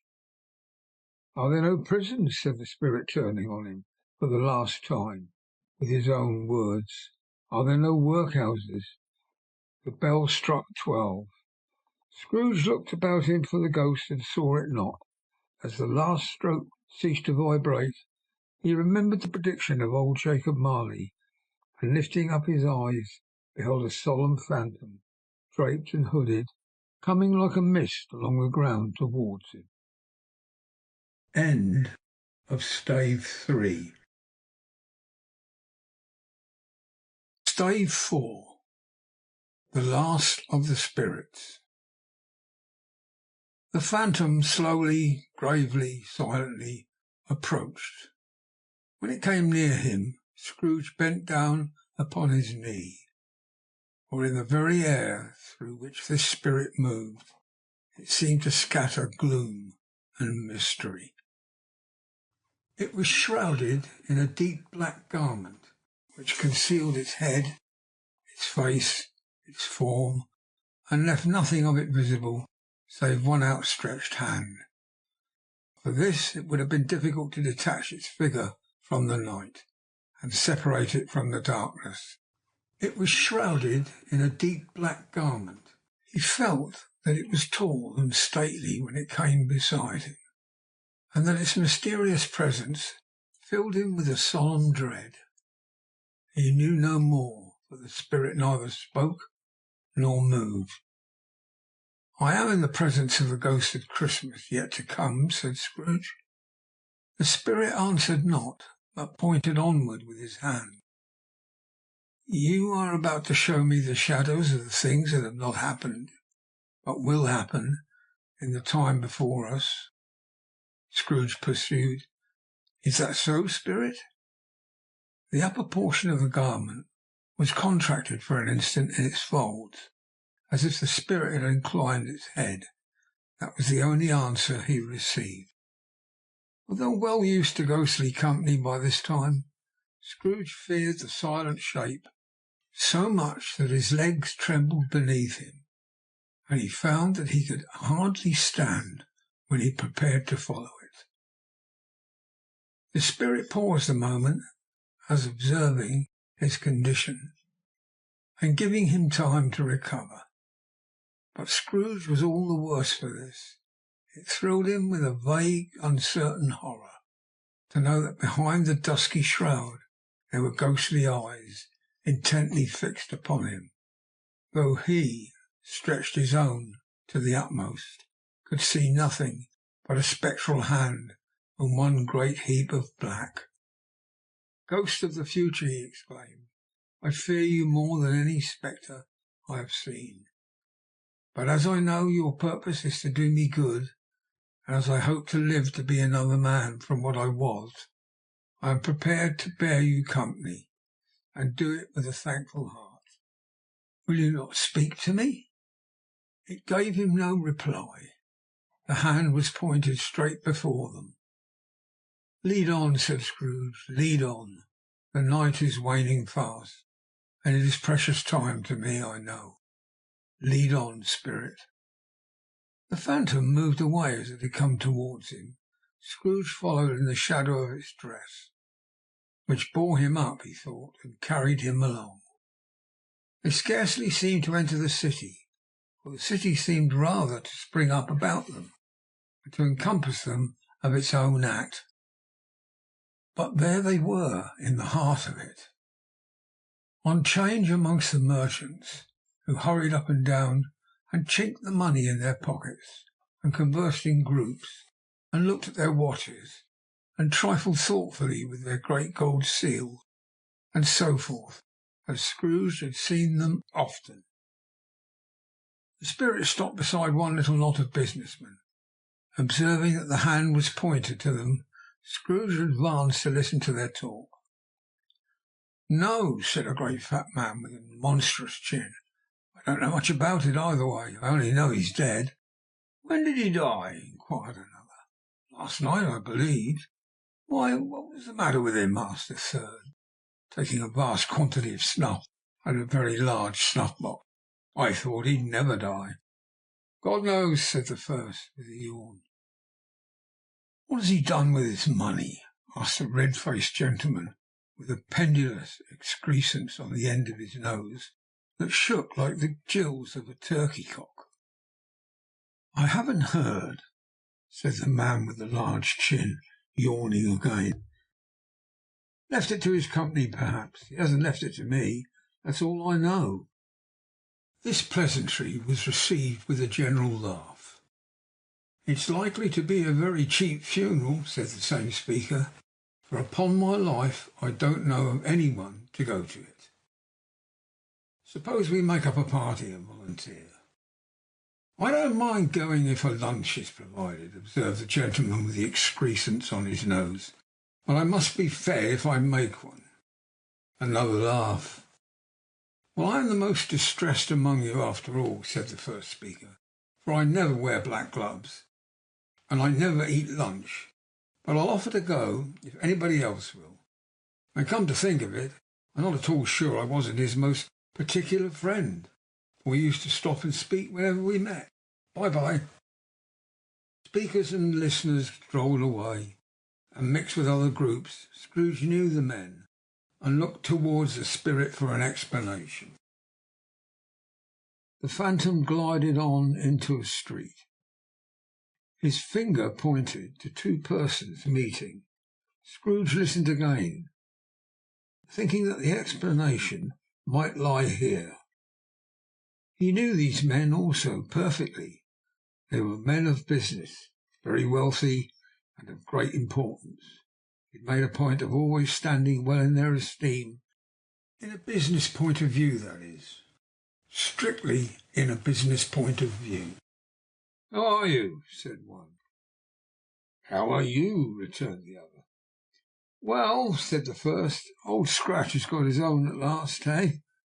"So I am told," returned the second. "Cold, isn't it?" "Seasonable for Christmas time. You're not a skater, I suppose?" No, something else to think of. Good morning."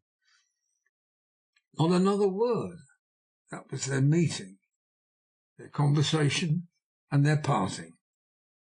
Scrooge was at first inclined to be surprised that the spirit should attach such importance to conversations apparently so trivial, but feeling assured that they must have some hidden purpose, he set himself to consider what it was likely to be. They could scarcely be supposed to have any bearing on the death of Jacob, his old partner, for that was past, and this ghost's province was the future. Nor could he think of anyone immediately connected with himself to whom he could apply them. But nothing doubting that, to whomsoever they applied, they had some latent moral for his own improvement. He resolved to treasure up every word he heard, and everything he saw, especially to observe the shadow of himself when it appeared. For he had an expectation that the conduct of his future self would give him the clue he missed, and would render the solution of these riddles easy. He looked about in that very place for his own image, but another man stood in his accustomed corner, and though the clock pointed to his usual time of day for being there, he saw no likeness of himself among the multitudes that poured in through the porch. It gave him a little surprise, however, for he had been resolving in his mind a change of life, and thought and hoped that he saw his new-born resolutions carried out in this. Quiet and dark beside him stood the phantom, with its outstretched hands. When he roused himself from his thoughtful guest, he fancied, from the turn of the hand and its situation in reference to himself, that the unseen eyes were looking at him keenly. It made him shudder and feel very cold. They left the busy scene and went on into an obscure part of the town, where Scrooge had never penetrated before, although he recognized its situation and its bad repute. The ways were foul and narrow, the shops and houses wretched, the people half naked, drunken, slipshod, ugly. Alleys and archways, like so many cesspools, disgorged their offences of smell and dirt, and life upon the straggling streets, for the whole quarter, reeked with crime, with filth and misery. Far in this den of infamous resort, there was a low-browed beetling shop, below a penthouse roof, where iron, old rags, bottles, bones, and greasy offal were bought. Upon the floor within were piled up heaps of rusty keys, nails, chains, hinges, files, scales, weights, and refuse iron of all kinds. Secrets that few would like to scrutinize were bred and hidden in mountains of unseemly rags, masses of corrupted fat, and sepulchres of bones.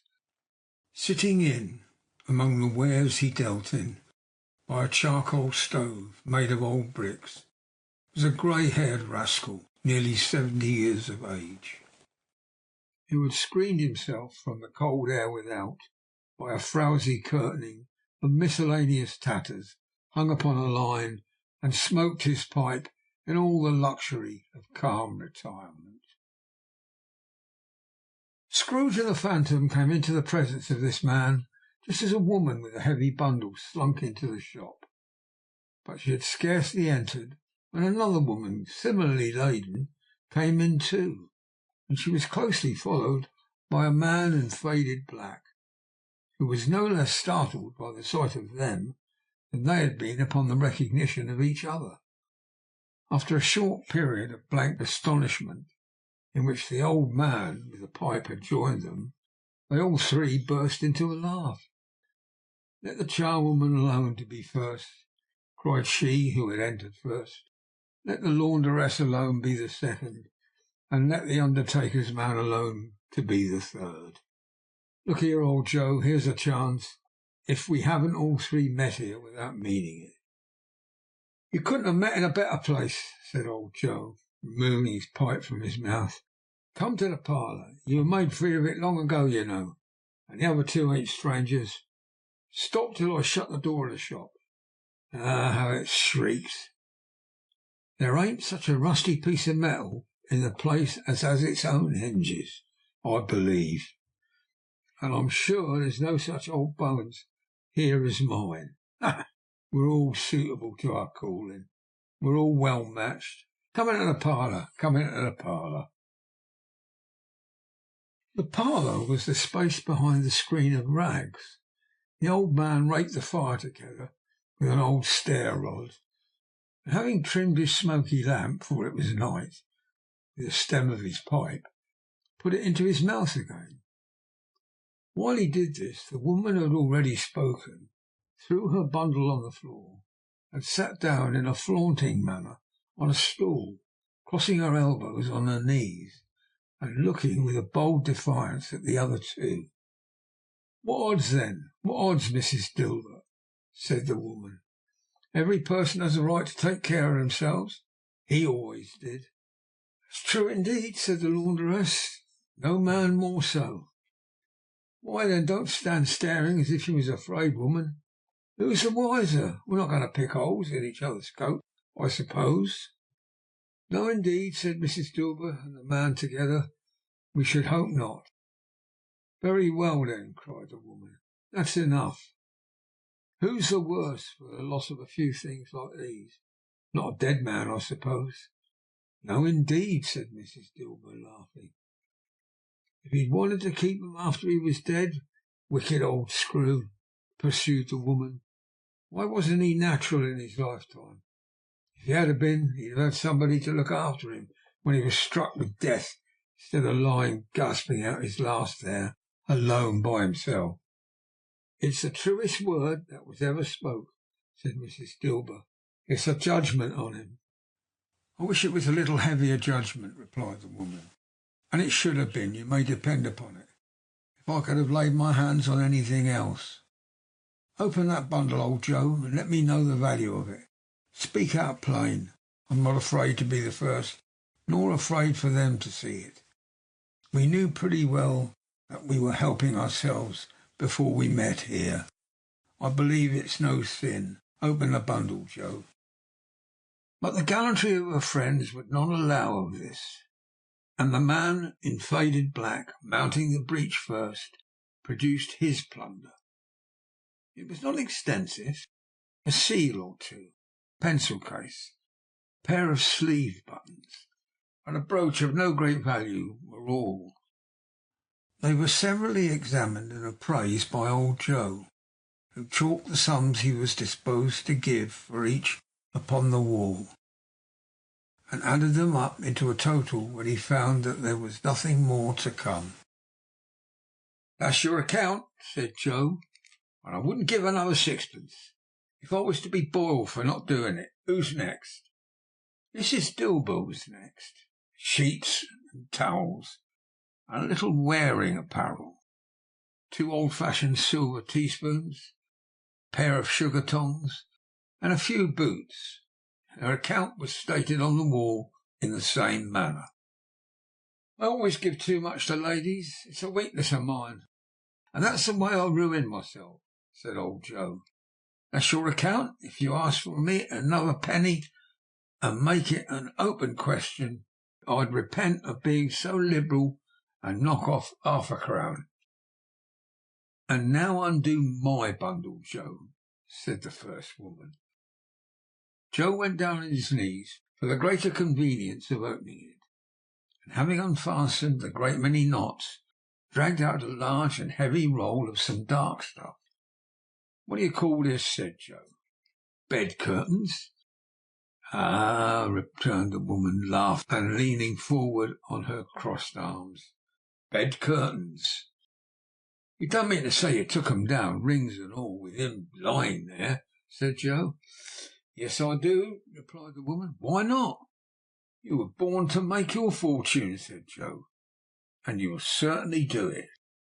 I certainly shan't hold my hand when I can get anything in it by reaching it out for the sake of such a man as he was." "I promise you, Joe," returned the woman coolly. "Don't drop that oil upon the blankets now." "His blankets?" asked Joe. "Who else's, do you think?" replied the woman.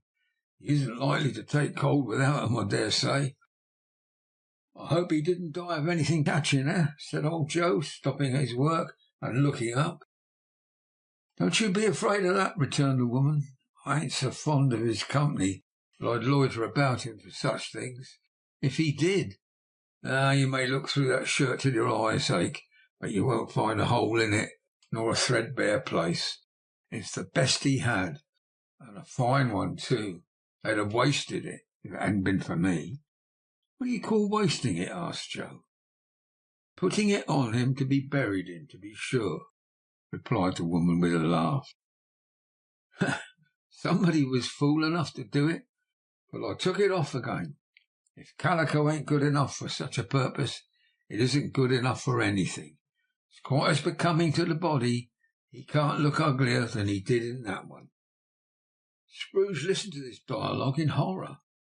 As they sat grouped round their spoil in the scanty light afforded by the old man's lamp, he viewed them with a detestation and disgust which could hardly have been greater though they had been obscene demons marketing the corpse itself.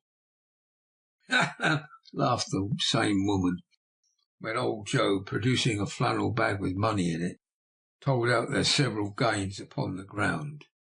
"This is the end of it, you see. He frightened every one away from him when he was alive, to profit us when he was dead. Ha, ha, ha!" "Spirits," said Scrooge, shuddering from head to foot. I see the case of this unhappy man might be my own. My life tends that way now. Merciful heaven, what is this?"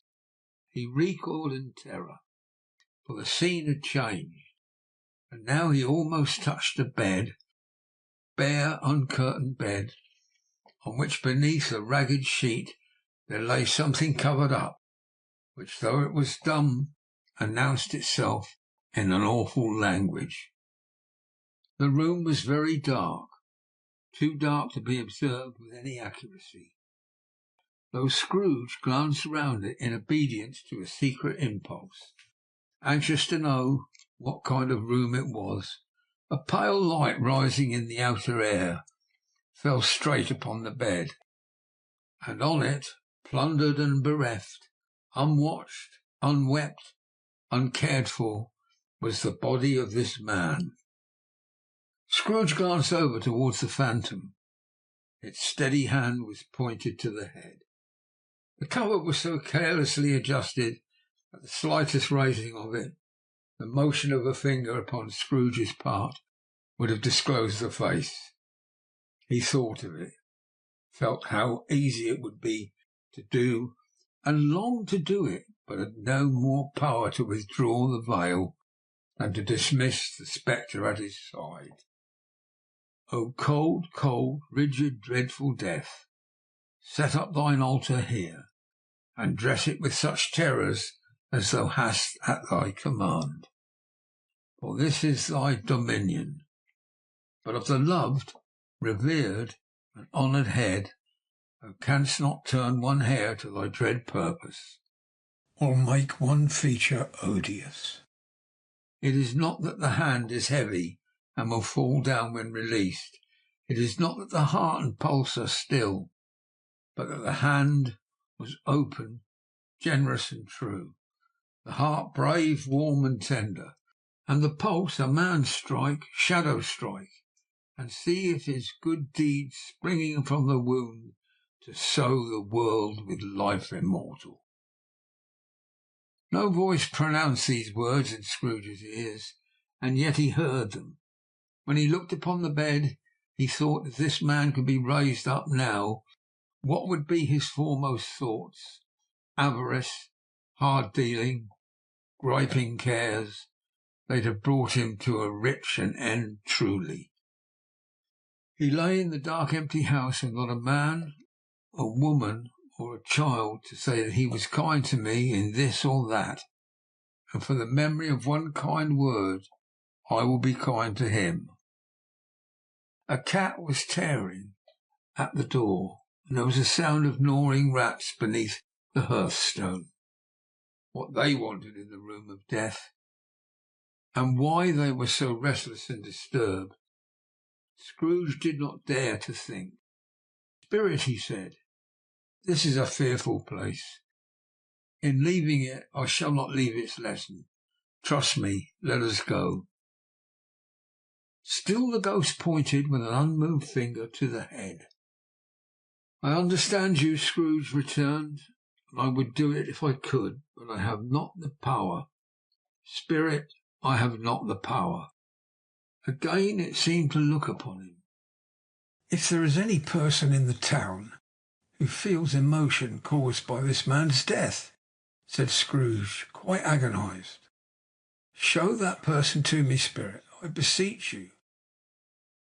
The phantom spread its dark robe before him for a moment, like a wing, and withdrawing it, revealed a room by daylight, where a mother and her children were. She was expecting someone, and with an anxious eagerness, for she walked up and down the room, started at every sound, looked out from the window, glanced at the clock, tried but in vain to work with her needles, and could hardly bear the voices of the children in their play.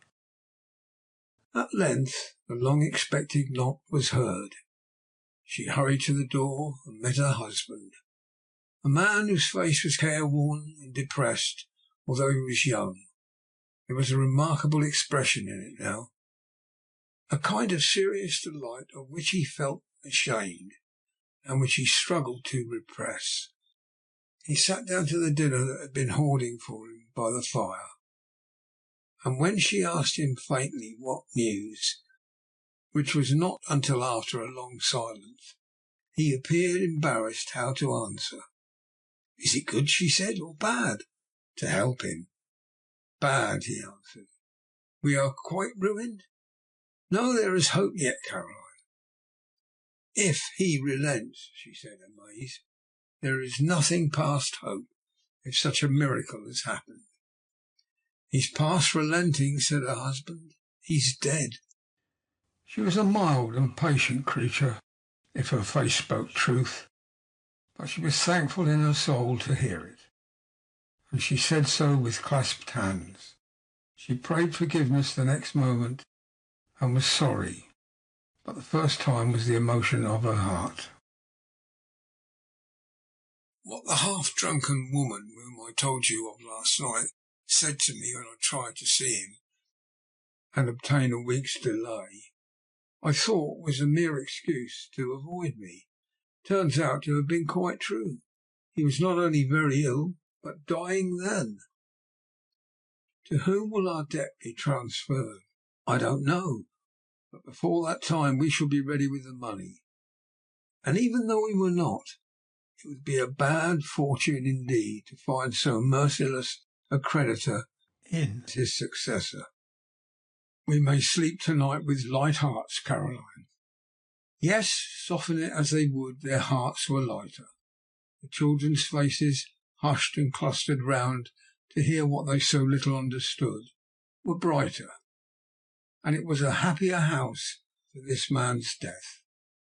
The only emotion that the ghost could show him, caused by the event, was one of pleasure. "And you see some tenderness connected with the death," said Scrooge, "or that dark chamber spirit which we left just now will be for ever present to me." Ghost conducted him through several streets familiar to his feet, and as they went along, Scrooge looked here and there to find himself, but nowhere was he to be seen. They entered poor Bob Cratchit's house, the dwelling he had visited before, and found the mother and the children seated round the fire, quiet, very quiet. The noisy little Cratchits were still as statues in one corner, and sat looking up at Peter, who had a book before him. The mother and her daughters were engaged in sewing, but surely they were very quiet. And he took a child and set him in the midst of them. Where had Scrooge heard those words before? He had not dreamed them. The boy must have read them out. And as he and the spirit crossed the threshold, why did he not go on? The mother laid her work upon the table and put her hand up to her face. "The colour hurts my eyes," she said. "The colour. Ah, poor Tiny Tim." "They're better now again," said Cratchit's wife. "It makes them weak by candlelight, and I wouldn't show weak eyes to your father when he comes home." for the world. It must be near his time. Past it rather, Peter answered, shutting up his book. But I think he's walked a little slower than he used. These few last evenings, Mother. They were very quiet again. At last she said, and in a steady, cheerful voice that only faltered once, I have known him walking with Tiny Tim upon his shoulder, very fast indeed. And so have I, cried Peter, often. And so have I, exclaimed another. So had all. But he was very light to carry, she resumed, intent upon her work, and his father loved him. So that it was no trouble, no trouble. And there is your father at the door. She hurried out to meet him, and little Bob, in his comforter, as he had need of it, poor fellow, came in. His tea was ready for him on the hob, and they all tried who should help him to it most. Then the two young Cratchits got upon his knees and laid each child a little cheek against his face, as if they said, Don't mind it, father, don't be grieved. Bob was very cheerful with them, and spoke pleasantly to all the family. He looked at the work upon the table, and praised the industry and speed of Mrs. Cratchit and the girls. They would be done long before Sunday, he said. Sunday? You went today there, Robert, said his wife. Yes, my dear, returned Bob. I wish you could have gone. It would have done you good to see how green a place it is. But you'll see it often. I promised him that I would walk there on a Sunday. My little child, cried Bob. My little child. He broke down all at once. He couldn't help it. If he could have helped it, he and his child would have been farther apart, perhaps, than they were. He left the room and went upstairs to the room above, which was lighted cheerfully and hung with Christmas. There was a chair set close beside the child, and there were signs of someone having been there lately. Poor Bob sat down in it, and when he had thought a little and composed himself, he kissed the little face. He was reconciled to what had happened, and went down again quite happy. They drew about the fire and talked, the girls and mother working still. Bob told them of the extraordinary kindness of Mr. Scrooge's nephew, whom he had scarcely seen but once, and who, meeting him in the street that day, seeing that he looked just a little down, you know, said Bob, inquired what had happened to distress him. On which, said Bob, for he is the pleasantest spoken gentleman you ever heard, I told him, I am heartily sorry for it, Mr. Cratchit, he said, and heartily sorry for your good wife. By the by, how he ever knew that, I don't know. Knew what, my dear? That you were a good wife. Everybody knows that, said Peter. Very well observed, my boy, cried Bob. I hope they do. Heartily sorry, he said, for your good wife. If I could be of any service to you in any way, he said, giving me his card. That's where I lived. Pray come to me. Now it wasn't, cried Bob, for the sake of anything he might be able to do for us, so much of his kind way, and this was quite delightful. It really seemed as if he had known our Tiny Tim and felt with us. I'm sure he's a good soul, said Mrs. Cratchit. You would be sure of it, my dear, returned Bob, if you saw and spoke to him. I shouldn't be at all surprised, mark what I say, that if he got Peter a better situation. Only hear that, Peter, said Mrs. Cratchit. And then, cried one of the girls, Peter will be keeping company with someone and setting up for himself. Get along with you, retorted Peter, grinning. It's just as likely as not, said Bob. One of these days, though there's plenty of time for that, my dear. But however and whenever we part from one another, I am sure we shall none of us forget poor Tiny Tim. Shall we, or this first parting that there was among us? Never, father, cried they all. And I know, said Bob, I know, my dears, that when we recollect how patient and how mild he was, although he was a little child, we shall not quarrel easy among ourselves and forget poor Tiny Tim is doing it. No, never, father, they all cried again. I'm very happy, said little Bob, very happy. Mrs. Cratchit kissed him, his daughters kissed him, the two young Cratchits kissed him, and Peter himself shook hands. Spirit of Tiny Tim, thy childish essence was from God. Spectre, said Scrooge, something informs me that our parting moment is at hand. I know it, but I know not how.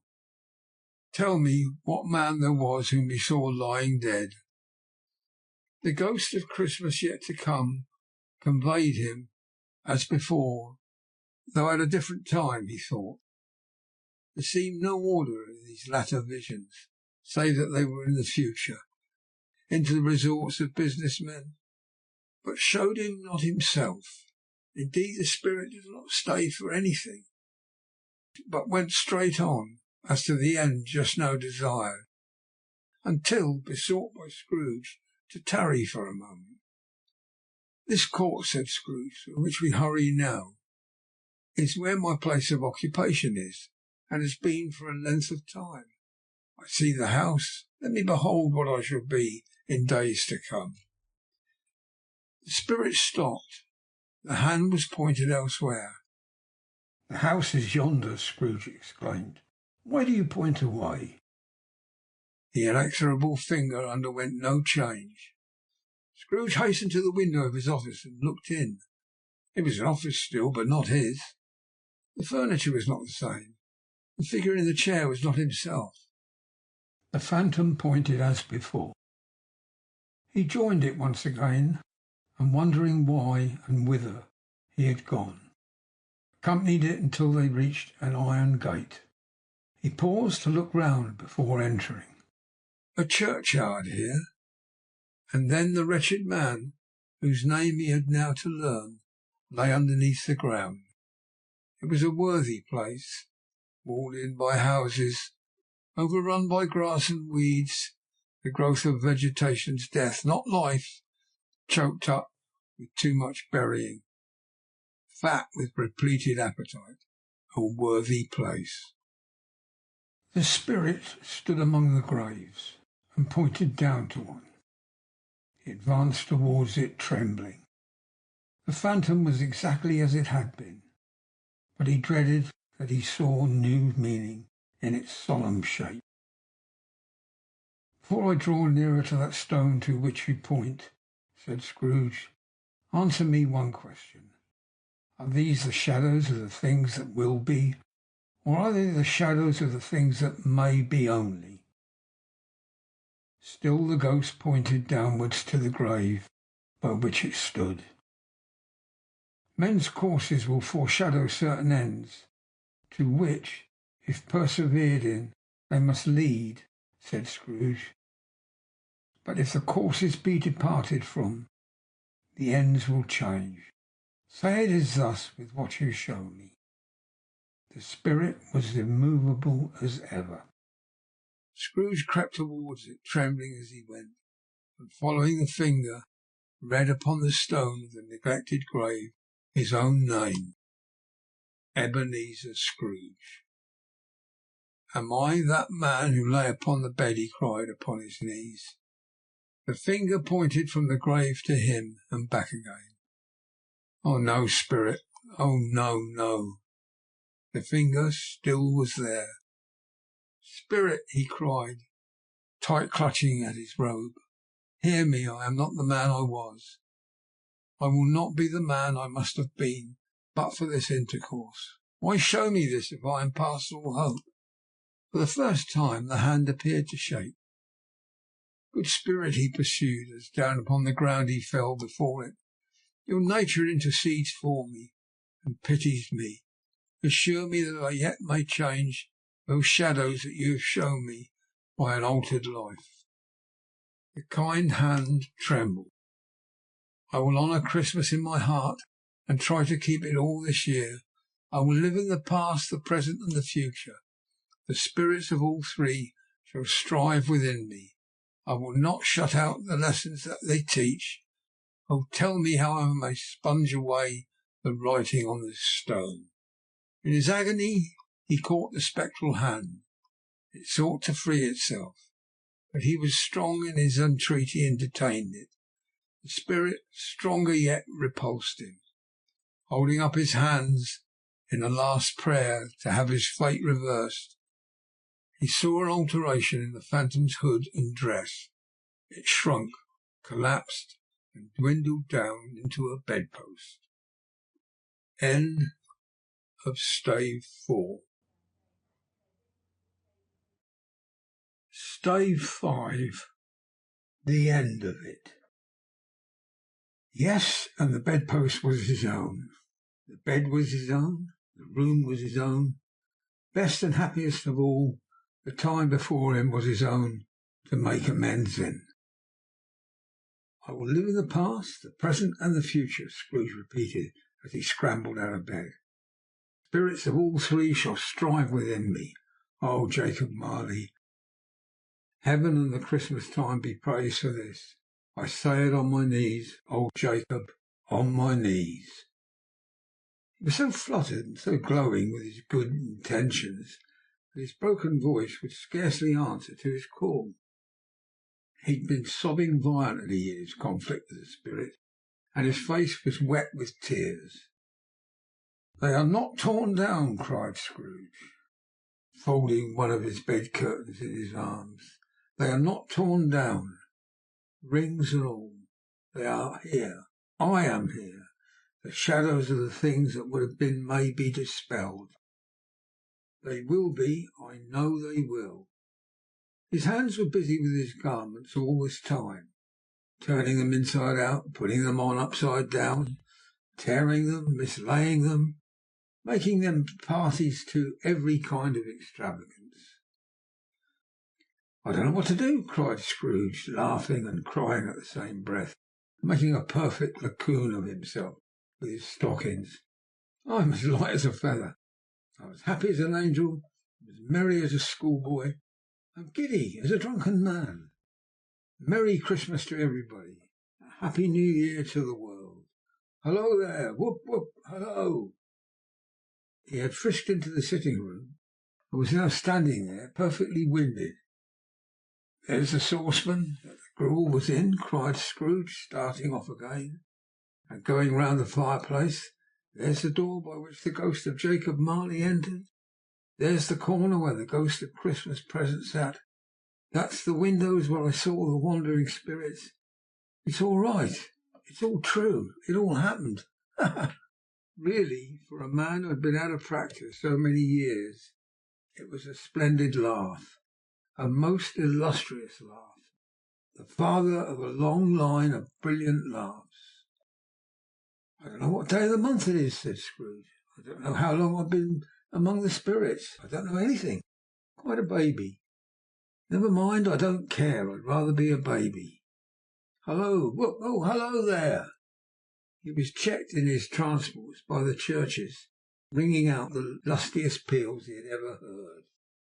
Clash, clash, hammer, ding, dong, bell, bell, dong, dong, hammer, clang, clash.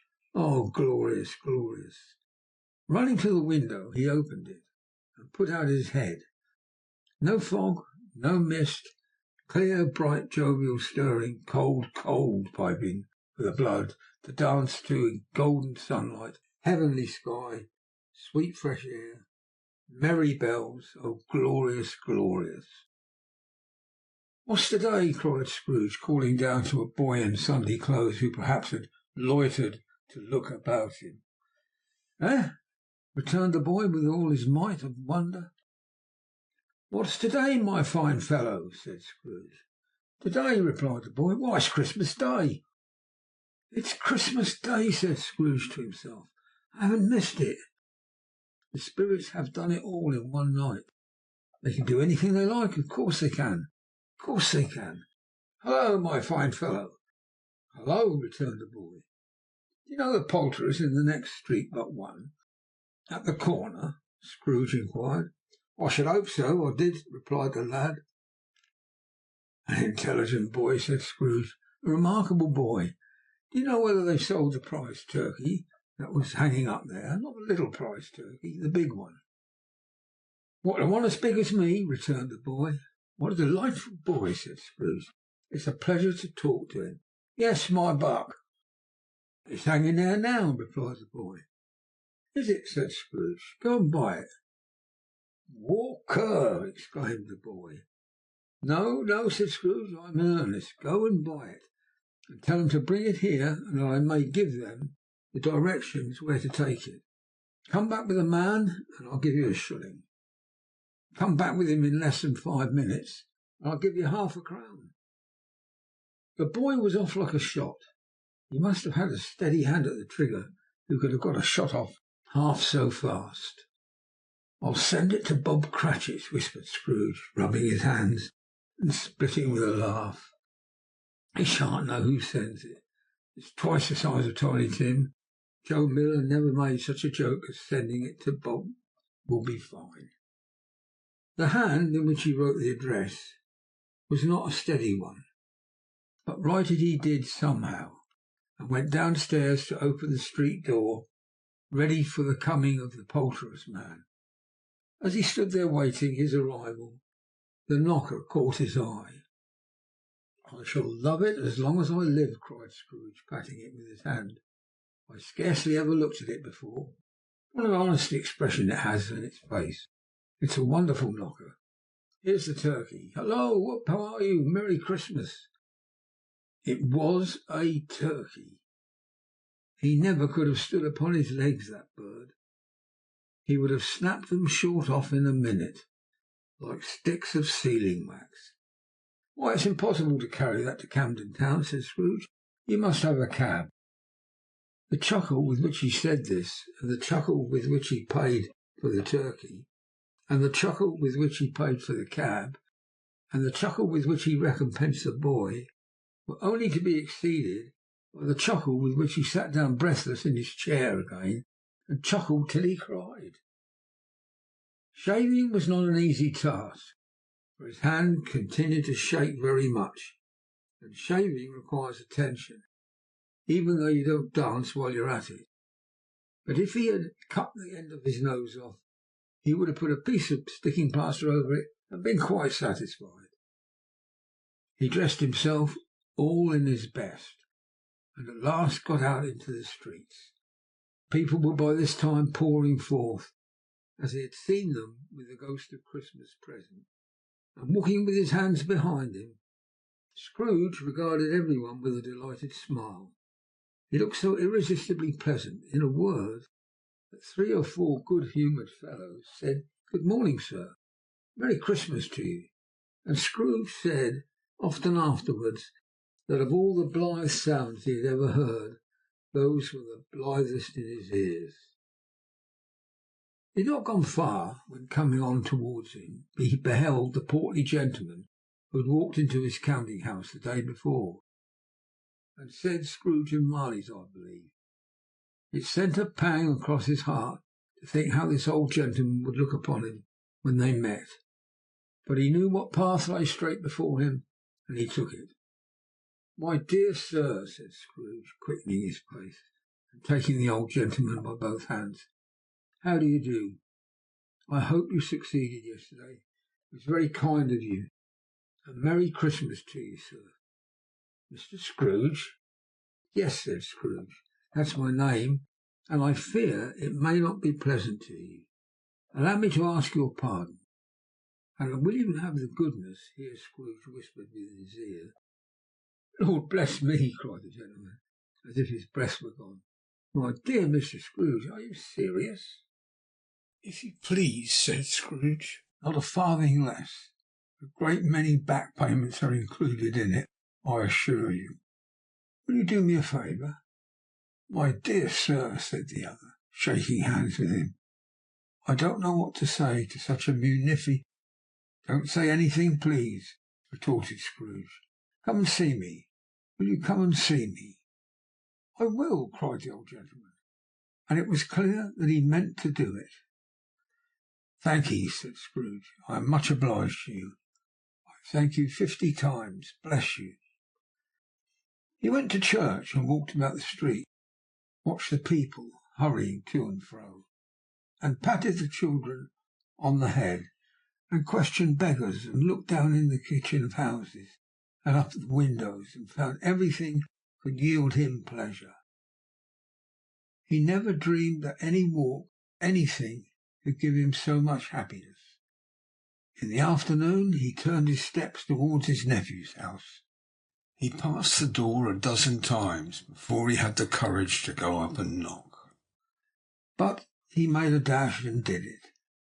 "Is your master at home, my dear?" said Scrooge to the girl. "Nice girl, very." "Yes, sir." "Where is he, my love?" said Scrooge. "He's in the dining room, sir, along with mistress. I'll show you upstairs, if you please." "Thank ye. He knows me," said Scrooge, with his hand already on the dining room lock. "I'll go in here, my dear."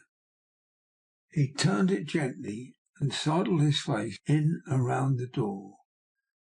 They were looking at the table, which was spread out in a great array for those young housekeepers who are always nervous on such points and like to see that everything is right. "Fred," said Scrooge, "dear heart alive, how his niece by marriage started." Scrooge had forgotten for the moment about her sitting in the corner with the footstool, or he wouldn't have done it on any account. "Why, bless my soul!" cried Fred. "Who's that?" "It is I, your Uncle Scrooge. I have come to dinner. Will you let me in, Fred?" "Let him in? It's a mercy you didn't shake his arm off. He was home in 5 minutes. Nothing could be heartier." His niece looked just the same. So did Topper when he came in. So did the plump sister when she came in. So did everyone when they came. Wonderful party, wonderful games, wonderful unanimity, wonderful happiness. But it was early at the office next morning. Oh, he was early there. If he could only be there first, and catch Bob Cratchit coming late. That was the thing he'd set his heart upon. And he did it. Yes, he did. The clock struck 9. No Bob. 1/4 past. No Bob. He was a full 18 minutes and a half behind his time. Scrooge sat with his eyes on the door, wide open, that he might see him come into the tank. His hat was off before he opened the door. His comforter too. He was sat on his stool in a jiffy, driving away with his pen, as if he were trying to overtake 9 o'clock. "Hello," growled Scrooge in his accustomed voice, as near as he could feign it. "What do you mean by coming here at this time of day?" "I'm very sorry, sir," said Bob. "I'm behind my time." "You are," repeated Scrooge. "Yes, I think you are. Step this way, if you please." "It's only once a year, sir," pleaded Bob, appearing from the tank. "It shall not be repeated. I was making rather merry yesterday, sir." "Now, I'll tell you what, my friend," said Scrooge, "I'm not going to stand for this sort of thing any longer. And therefore," he continued, leaping from his stool, giving Bob such a dig in the waistcoat that he staggered back into the tank again, "and therefore I am about to raise your salary." Bob trembled and got a little nearer to the ruler. He had a momentary idea of knocking Scrooge down with it, holding him and calling to the people in the court for help and a straight waistcoat. "Merry Christmas, Bob," said Scrooge, with an earnestness that could not be mistaken, as he clapped him on the back. "A merrier Christmas, Bob, my good fellow, than I've ever given you for many a year. I'll raise your salary, and endeavour to assist your struggling family, and we will discuss your affairs this very afternoon over a Christmas bowl of smoking bishop. Bob, make up the fires, and buy another coal scuttle before you dot another I, Bob Cratchit." Scrooge was better than his word. He did it all, and infinitely more. And to Tiny Tim, who did not die, he was a second father, and became as good a friend, as good a master, and as good a man as a good old city knew, or ever any other good old city, town, or borough in the good old world. Some people laughed to see the alteration in him, but he let them laugh, and he little heeded them, for he was wise enough to know that nothing ever happened on this globe for good, at which some people did not have their fill at laughter in the outset, and knowing that such as these would be blind anyway, he thought it quite as well that they should wrinkle up their eyes in grins and have the malady in less attractive forms. His own heart laughed, and that was quite enough for him. He had no further intercourse with spirits, but lived upon the total abstinence of principle ever afterwards, and it was always said of him that he knew how to keep Christmas well, if any man alive possessed the knowledge. May that be truly said of us, and all of us. And so, as Tiny Tim observed, God bless us, every one. End of Stave 5. End of Christmas Carol.